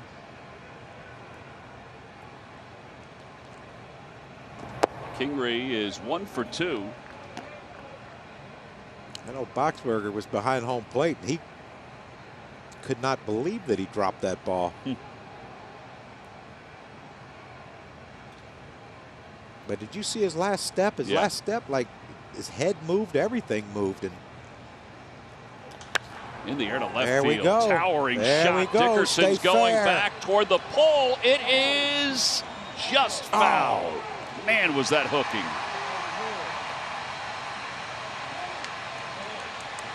Joe Girardi's going to come out and talk to Tim Timmons. He could ask for them to review it because it is a home run. Yeah, watching Dusty Watson, Dusty looked like he signaled right immediately to Joe to look at it.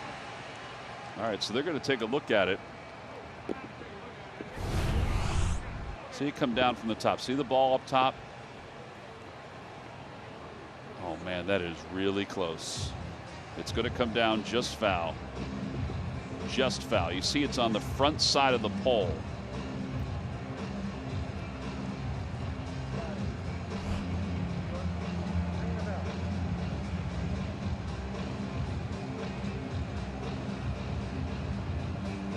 All right, so they'll take a look at this. This will be pretty quick, I would think. Tim Timmons to your left. He's the crew chief. I think Scotty thought it went over the fair pole. And how about how much that ball hooked, though? Oh, yeah. Especially for as high as he hit it. Normally you'd hit it that high. It don't hook that much.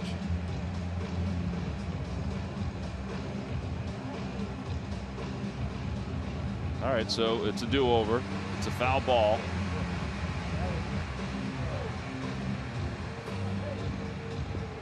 That would have made the 8th and 9th inning rather interesting. Yes, indeed. Hey, this at bat ain't over yet.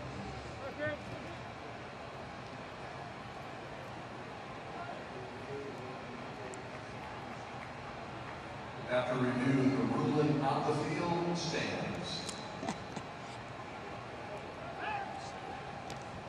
Throw to second base.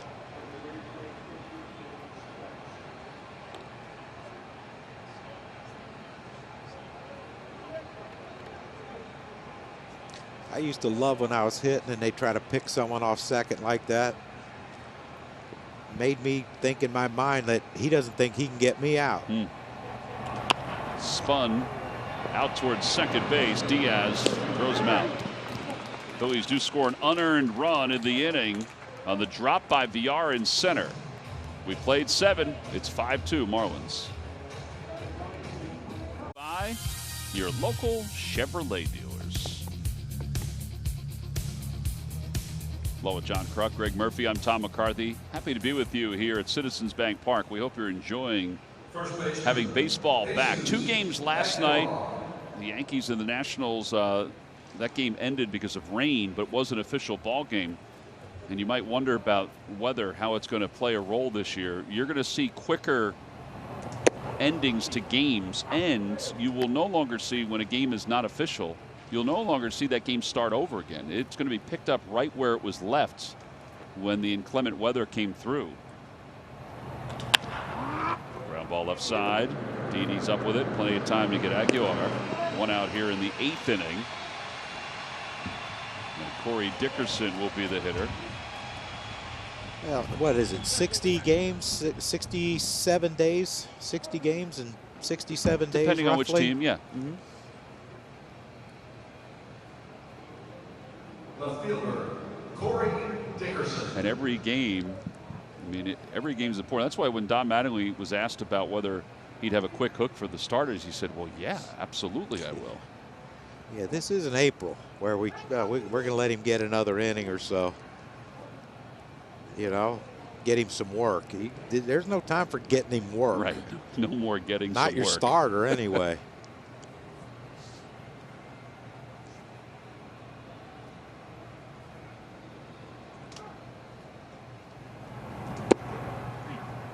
0-1.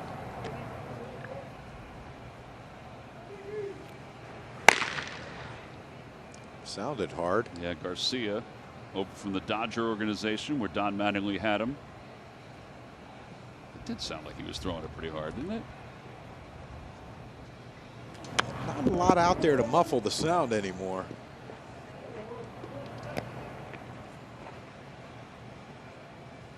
But I'm assuming he looks like he's coming in the 8th inning, so I assume he's throwing hard. Mm-hmm. Most 8th inning guys do. In this day and age. Yeah.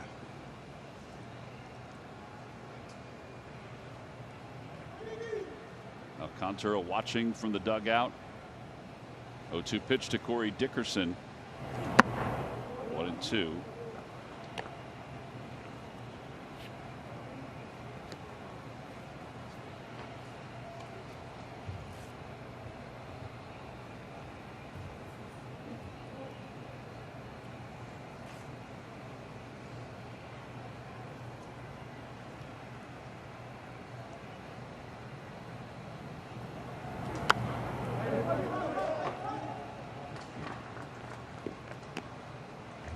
Every time a Phillies pitcher records a pitch of 95 miles per hour or more, Comcast will make a contribution to Phillies charities. Phillies baseball is brought to you by Xfinity, the fastest internet in Philadelphia. It's 1-2 to Dickerson.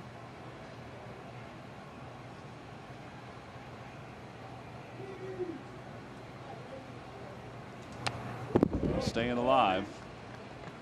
By rule, this is the final batter that Austin Davis has to face. With a 3-batter minimum, he can keep on going. But he has to face at least 3. All relievers do. Well, he better keep on going. Well, ain't no one out there warming up. Thought somebody had started to throw, but you're right. If they had, they've decided to sit down.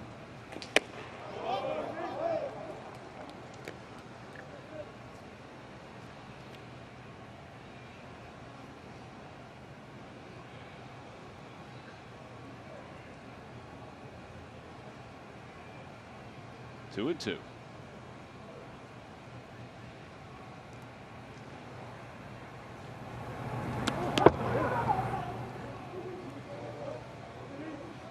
That one got away, John. A little bit. Released it a tad early.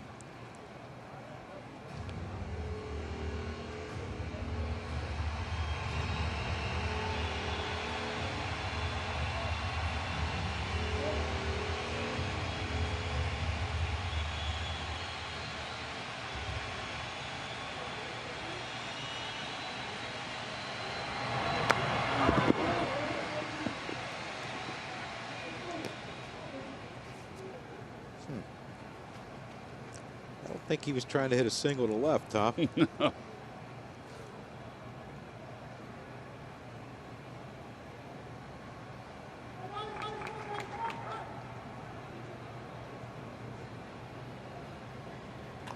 It's sharply past the diving Rhys Hoskins and into right field. Dickerson has his second hit of the night. He's 2 for 4. He can hit. Ain't no doubt about that. Man. See how short he got, though? Choked up, shortened up his stride. Look, very little stride, just lifts his front foot up, but he choked up about 2 or 3 inches on the bat and just, I'm going to try to put it in play. Got the bonus plan. Got it past Rhys for a base hit. And here's Ramirez. And Ramirez takes outside.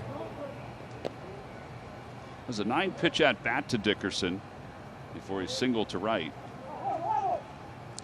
Well, didn't we see a lot of that last year when he came over? Long at bats, fouling balls off, and eventually end up getting on base. He was a good pickup for the Phillies. He was banged up some of the time, but he was still a good pickup.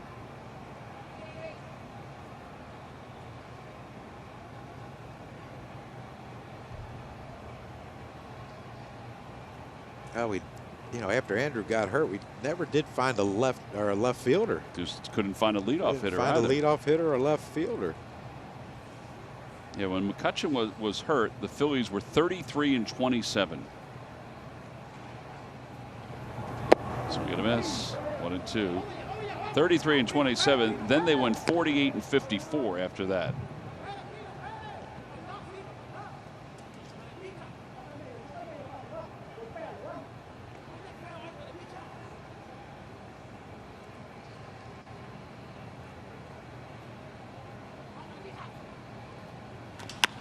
Out toward right center field. Harper.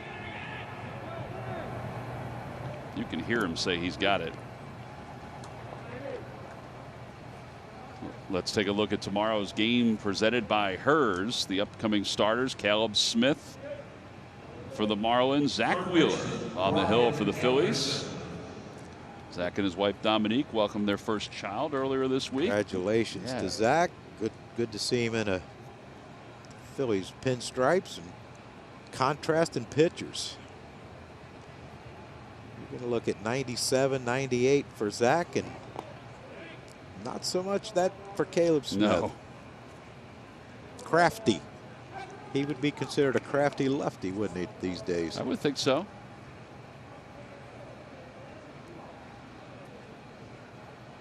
Might be a little extra jolt for Zach, too, after having a baby, Go out there and dial up a gem. Swing and a miss by Brian Anderson, and it's 0-1.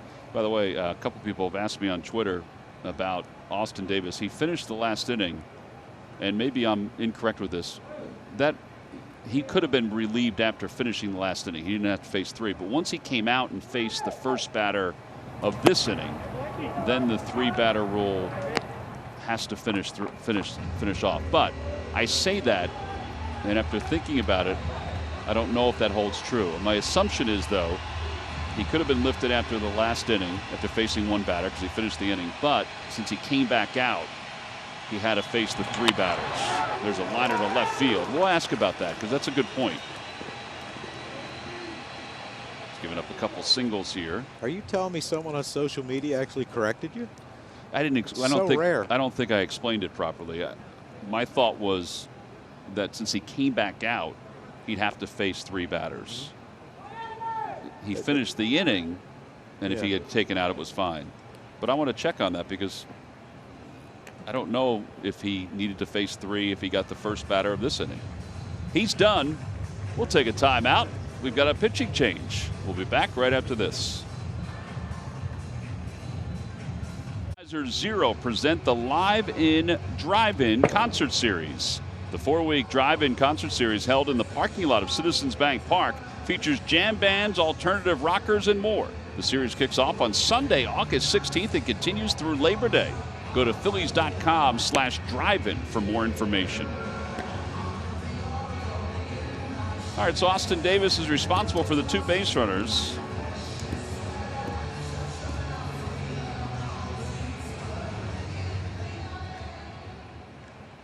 Designated hitter, Garrett Cooper. And Trevor Kelly will take over.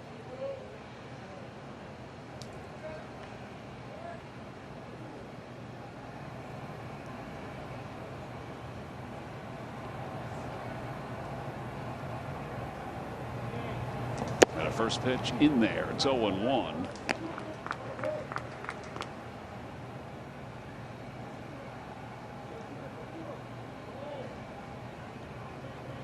Garrett Cooper is 1 for 3 with an RBI. RBI and a double.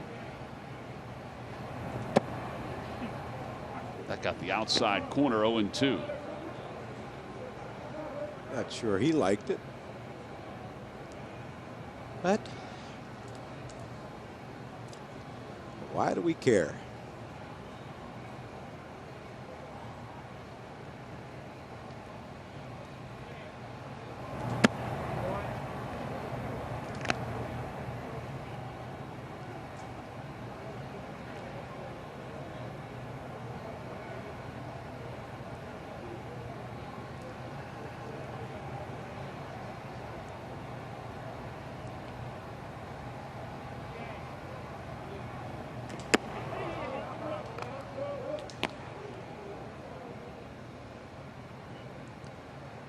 If I'm Cooper right here, I'm sitting on that drop down slurp ball that Kelly throws.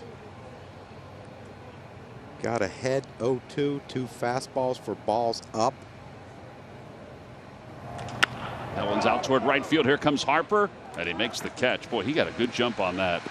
So no runs, 2 hits, and 2 men left. We have completed 7.5. We go to the bottom of the 8th. It's 5-2 Marlins. Harper baseball or Aaron Nola jersey. Head on over to Instagram now for your chance to win. Phillies trail at 5-2 as we go to the bottom of the 8th inning. Yimi Garcia is the new pitcher for the Marlins.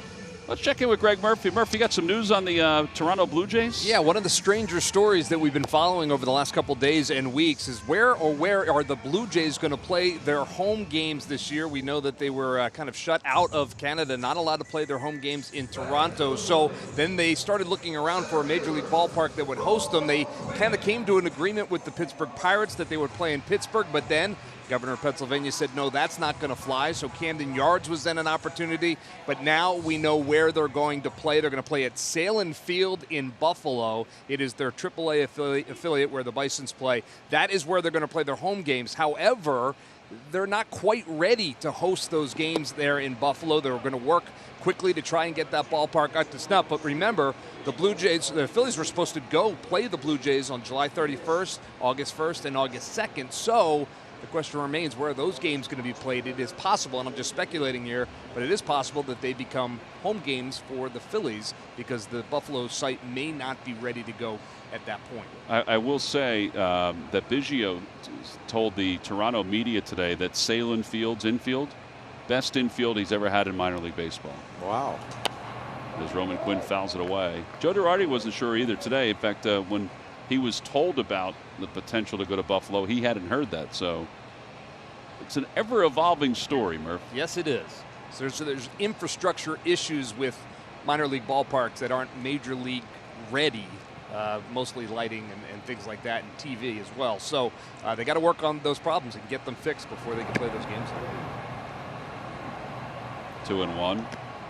Murph hosting a new warm-up show on NBC Sports Philadelphia that kicks off at an hour before game time. That's right. And leads in to Phillies pregame live. Every day? Every day. Every day. Every weekday.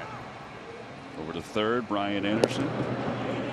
Murph, who was your best guest today? Well, our first guest was play-by-play man for the Philadelphia Phillies, Tom McCarthy. That's right. And he was excellent. Ricky Metallico also on the program. He was excellent too. He is always excellent. And that's it, right? Wasn't Jim Salisbury on with No, you? Jim was on Phillies pregame live. Oh, okay. How can I forget Jim? Yeah. Here's Andrew McCutchen with one away here in the 8th inning.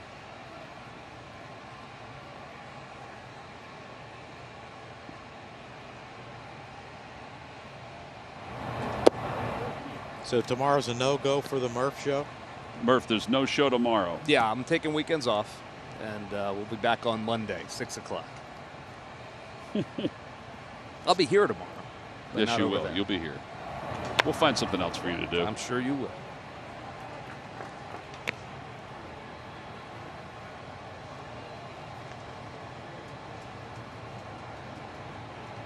McCutchen is 0 for 3. He's grounded out. He's struck out, and he's hit into a double play.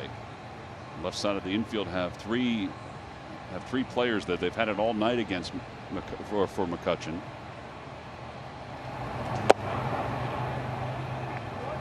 Oh. I don't think McCutchen thought that was strike 3. I don't think anyone did. Well, 2 outs. Except him. Right now, he's the only man that counts. That's yeah, majority vote doesn't win these, does it? Mm-mm.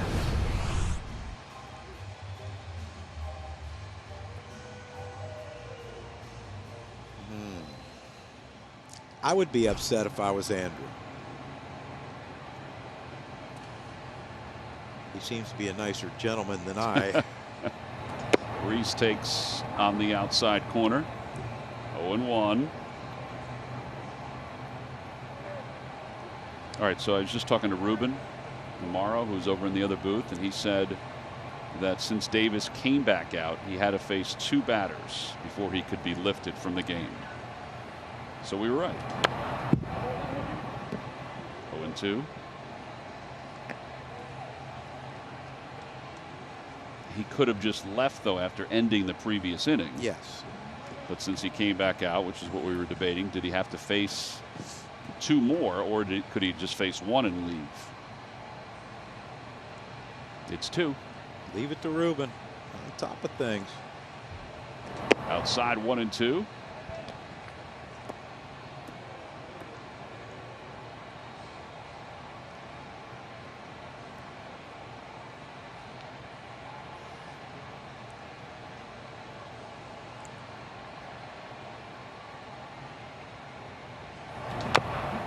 Raines 1 ball and 2 strikes.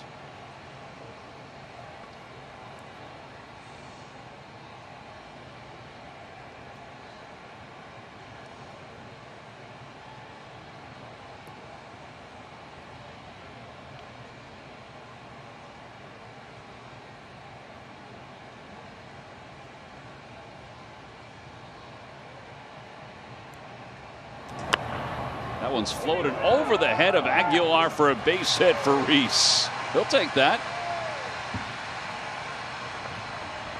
Thing of beauty, baby. Thing of beauty. Thing of beauty.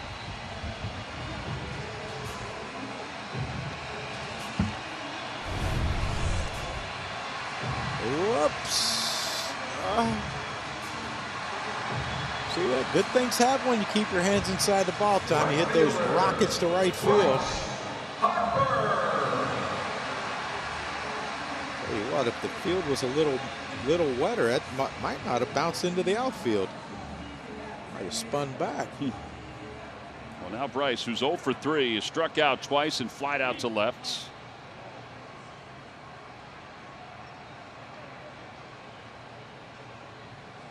Reese had to put his mask on to run the bases.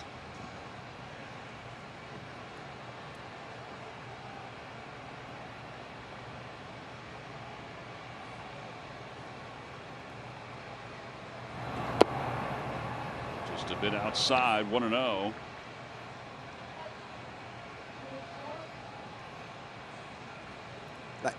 Does Bryce create these himself?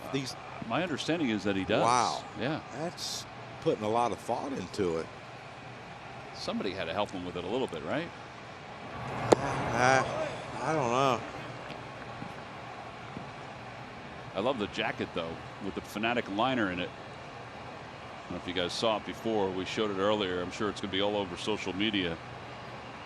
Pretty cool.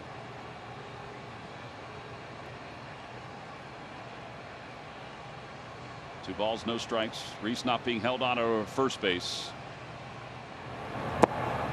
Outside, 3-0.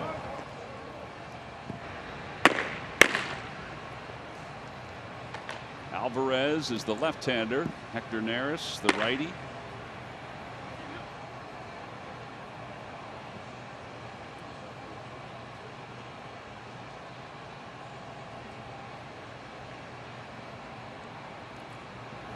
And ball 4. Walked him on 4 pitches. That'll bring the tying run to the plate with JT Realmuto.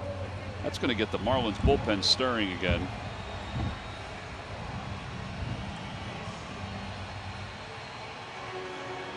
Mel Stottlemyre Jr. is heading out to the mound. Let's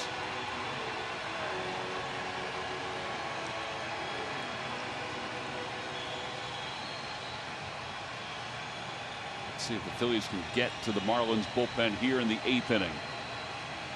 As Harper takes the spot over at first. Surprised they don't have a lefty up just in case JT gets on base. Yeah, they have Conley. That's Kinsler.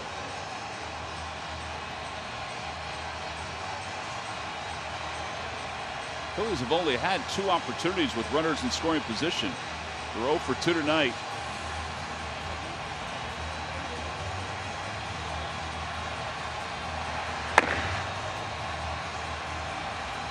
Of course, JT ties it up right here. Back to back. Let's get Hector in here and finish this baby off. Crazier things have happened, Tom.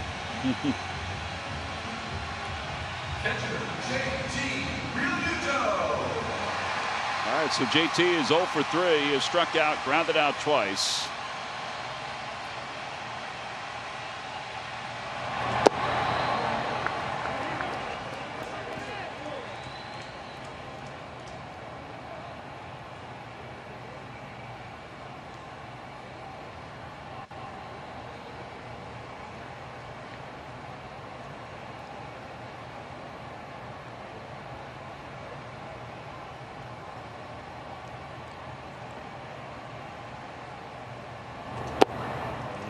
Now what?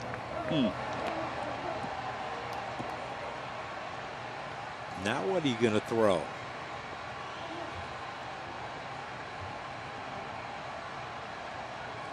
That fastball and hit one in them right field seats. Saw him do it in one of the exhibition games. Yeah. See if he can do that right here. 2 balls, no strikes.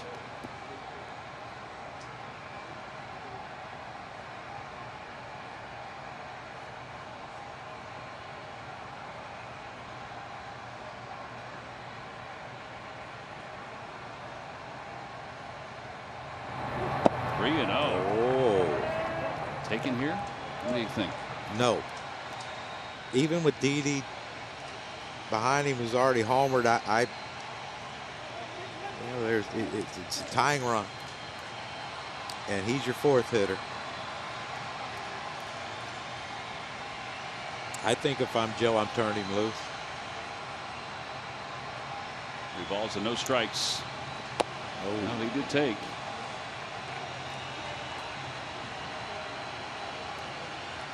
Well, doesn't look like he is going to come inside the righties. So get out there and get one, JT.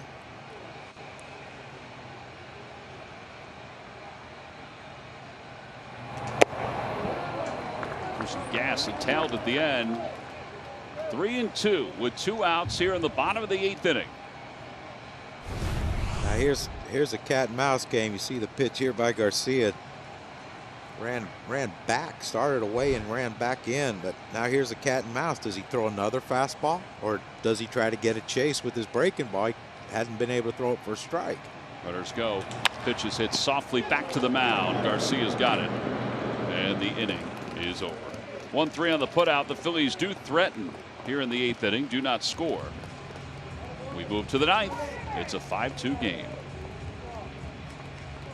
Play of the game, and JT Realmuto picking up right where he left off last year. This was a strikeout and a throwout double play. Yeah, and much needed for the Philadelphia Phillies. But just look how quick the transfer from glove to hand, and he threw it on the side of shortstop, but he gets rid of it so quick that Scotty can make a backhand and a tag, and that's why he is the best catcher in the business. And that's our Hyundai defensive play of the game, brought to you by your local Hyundai dealers. Well, Trevor Kelly is continuing out on the mound for the Phillies as we go to the top of the 9th inning.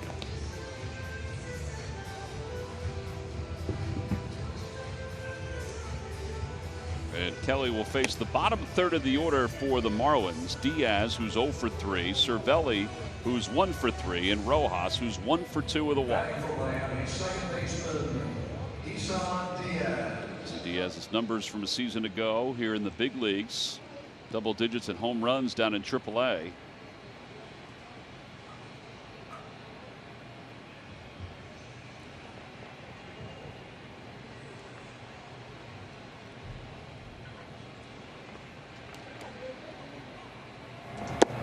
First pitch in there. It's 0-1.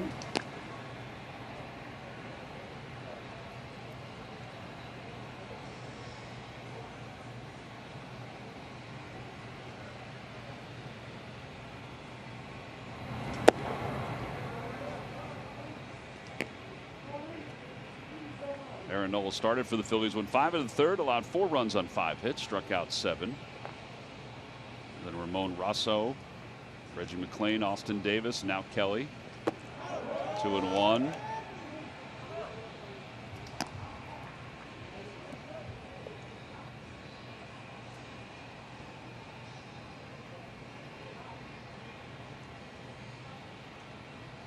Mattingly's team last year won 57 games, but 10 of those wins came against the Phillies.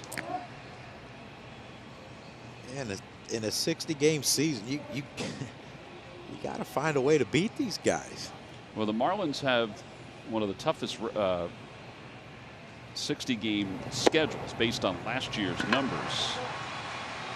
As Kelly picks up a strikeout, Diaz down for the third time tonight. The opposition for the Marlins had a .521 winning percentage last year. There's Cervelli. Singled and scored back in the third, and then grounded out and popped out.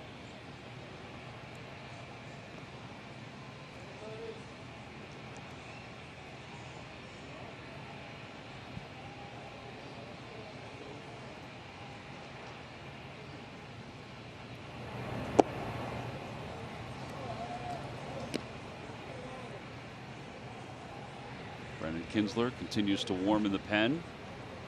Apparently he's the closer today, Tom. Looks like he's going to be the closer.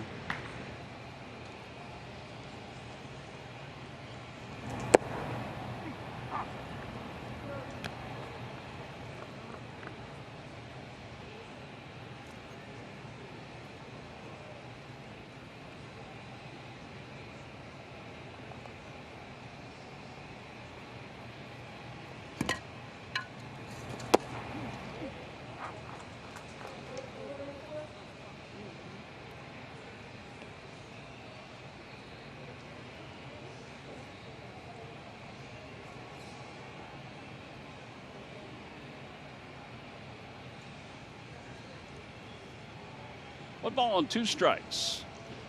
And Cervelli takes up and away, 2-2.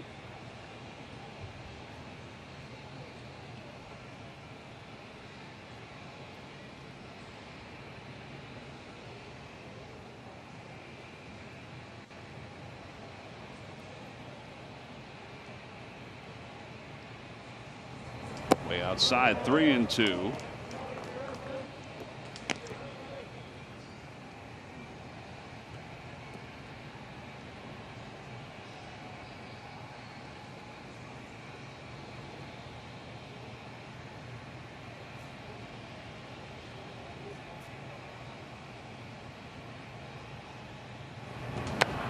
Fouled back.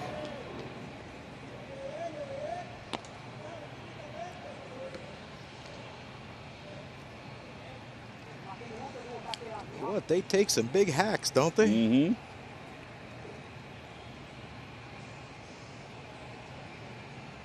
I don't think he was ever a fan of that as a catcher. Who's Cervelli? No, Joe. Oh.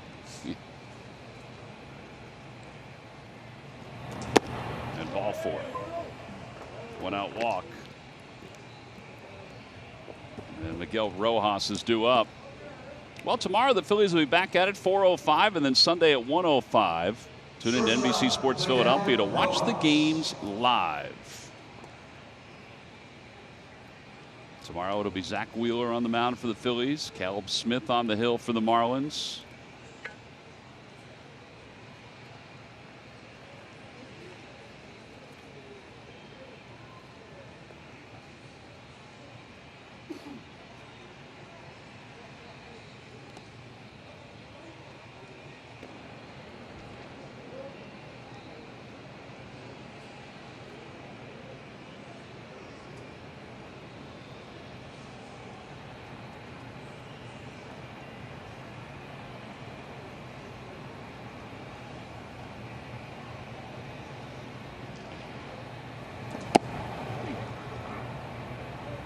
One.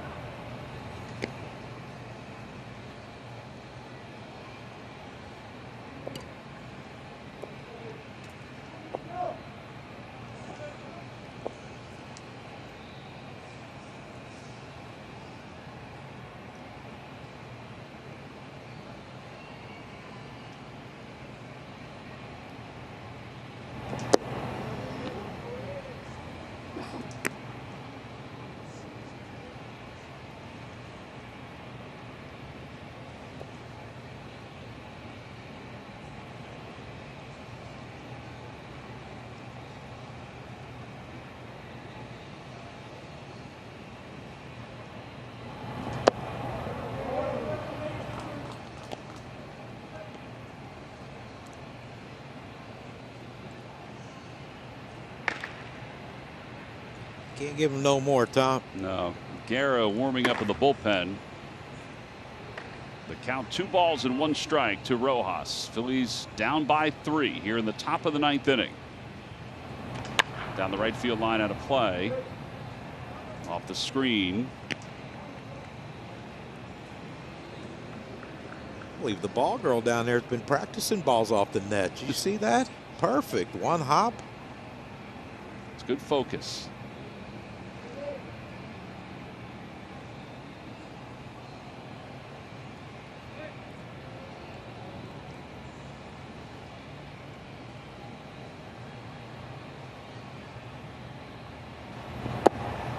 That one missed inside and low. 3-2.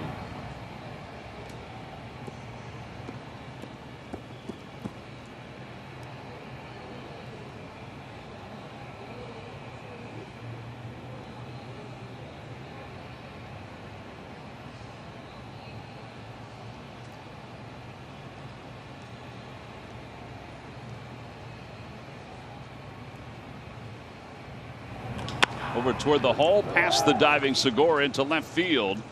Rojas has been on base 3 times tonight. That's his 2nd hit. And the Marlins have 1st and 2nd with 1 out in the top of the order coming up.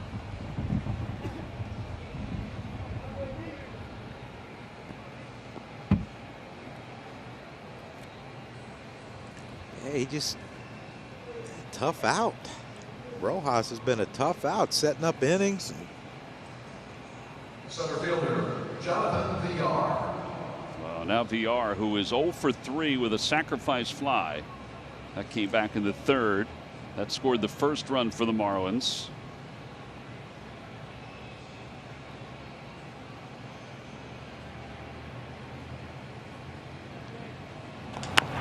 Bouncer to first base. It's a fair ball. Reese will just take it to the bag to get the 2nd out of the inning. The runners advance to 2nd and 3rd. 3 unassisted. And now Aguilar with 2 men down. First baseman, Jesus Aguilar. Aguilar is 1 for 4. He had a 2-run home run in the 6th inning. And here it is. Yeah, breaking ball that just didn't get where they wanted it. See where JT was setting up, wanted that ball down and away, even maybe bounce it and get it swing and miss. But you know, this guy's a strong human being, and he didn't miss that one bit. Fastball. 0-1.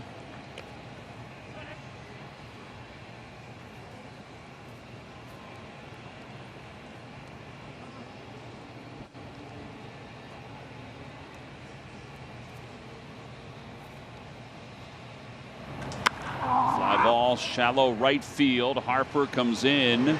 He's under it and makes the grab. The inning is over. No runs, 1 hit, and 2 men left. Last chance for the Phillies, down 3 as we go to the bottom half of the 9th inning. Phillies baseball has been brought to you by Toyota.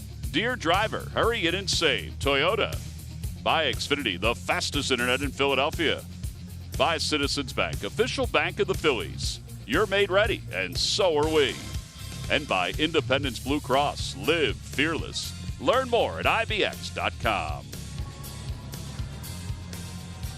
Bottom of the 9th inning, the Phillies trail it by 3. A couple changes for the Marlins. Magneuris Sierra is in center field. So he'll take over for VR. And the new pitcher is right-hander Brandon Kinsler.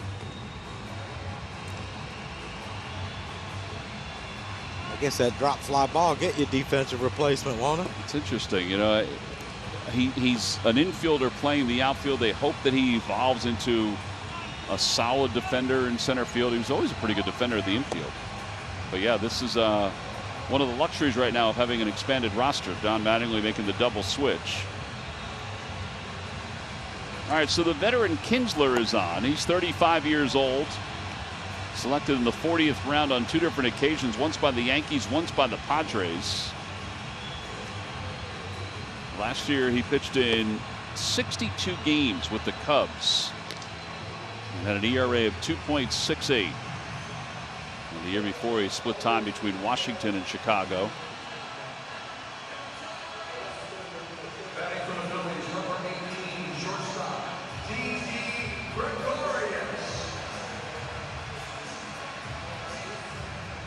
All right, so Didi Gregorius will lead it off here in the bottom of the 9th inning. Didi is 1 for 2. He has grounded out, homered, and walked. He has scored both runs for the Phillies.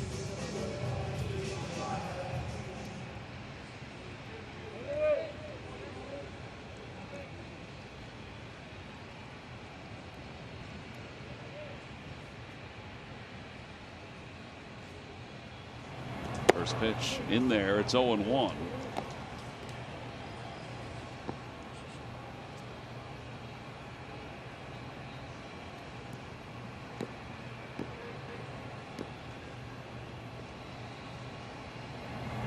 That one's pulled to right field. Another base hit for Didi.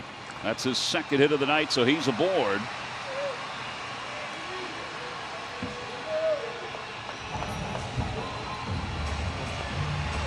Love what it just love watching him swing the bat. Yeah. So simple, so quiet, but so quick. Segura is 0 for 3. He's grounded out. He is struck out, and he's fly to center field.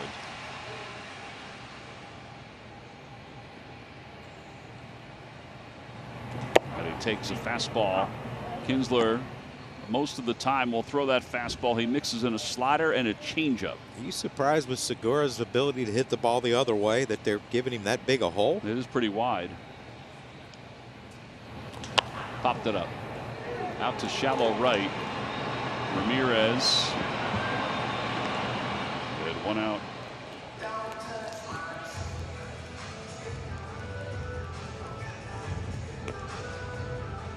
Designated hitter, Jay Bruce.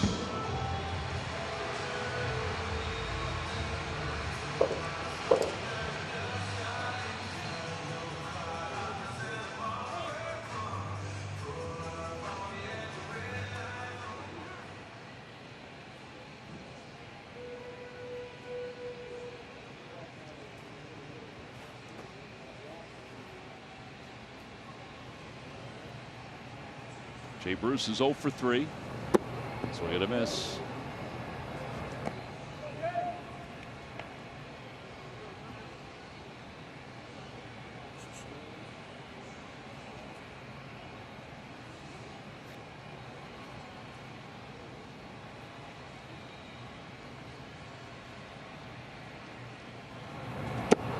That one did not come all the way back.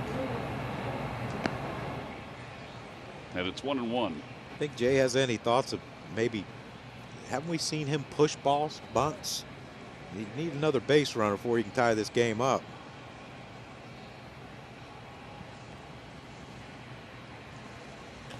To the right side. It might be 2. Diaz to second for 1. Over to first in time.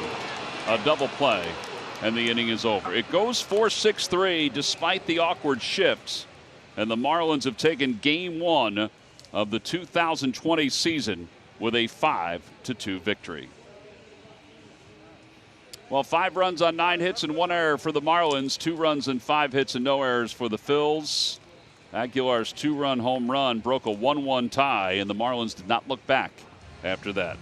Solid outing tonight for Alcantara, the starting pitcher for the Marlins, and he is our Chevrolet player of the game. John, this stuff was really good tonight. Yeah, it really was, Tom. And like you said, once he went to that 2-seam fastball, you see movement, great breaking ball right there. And there's a 2-seamer running away from Bryce. There's a 2-seamer coming back on JT to get a called third. His changeup was good. His slider was good. He made one mistake to Didi, and Didi hits it out. And, you know, if it wasn't for the error by Villar, you know, 1 run would all he'd have given up in this game, but he was fantastic. He got a lot of ground balls, and it's easily to see why he's our Chevrolet player of the game. All right, so the Marlins take game 1, picking up right where they left off last year against the Phils. They win it 5-2. We'll be back right after this.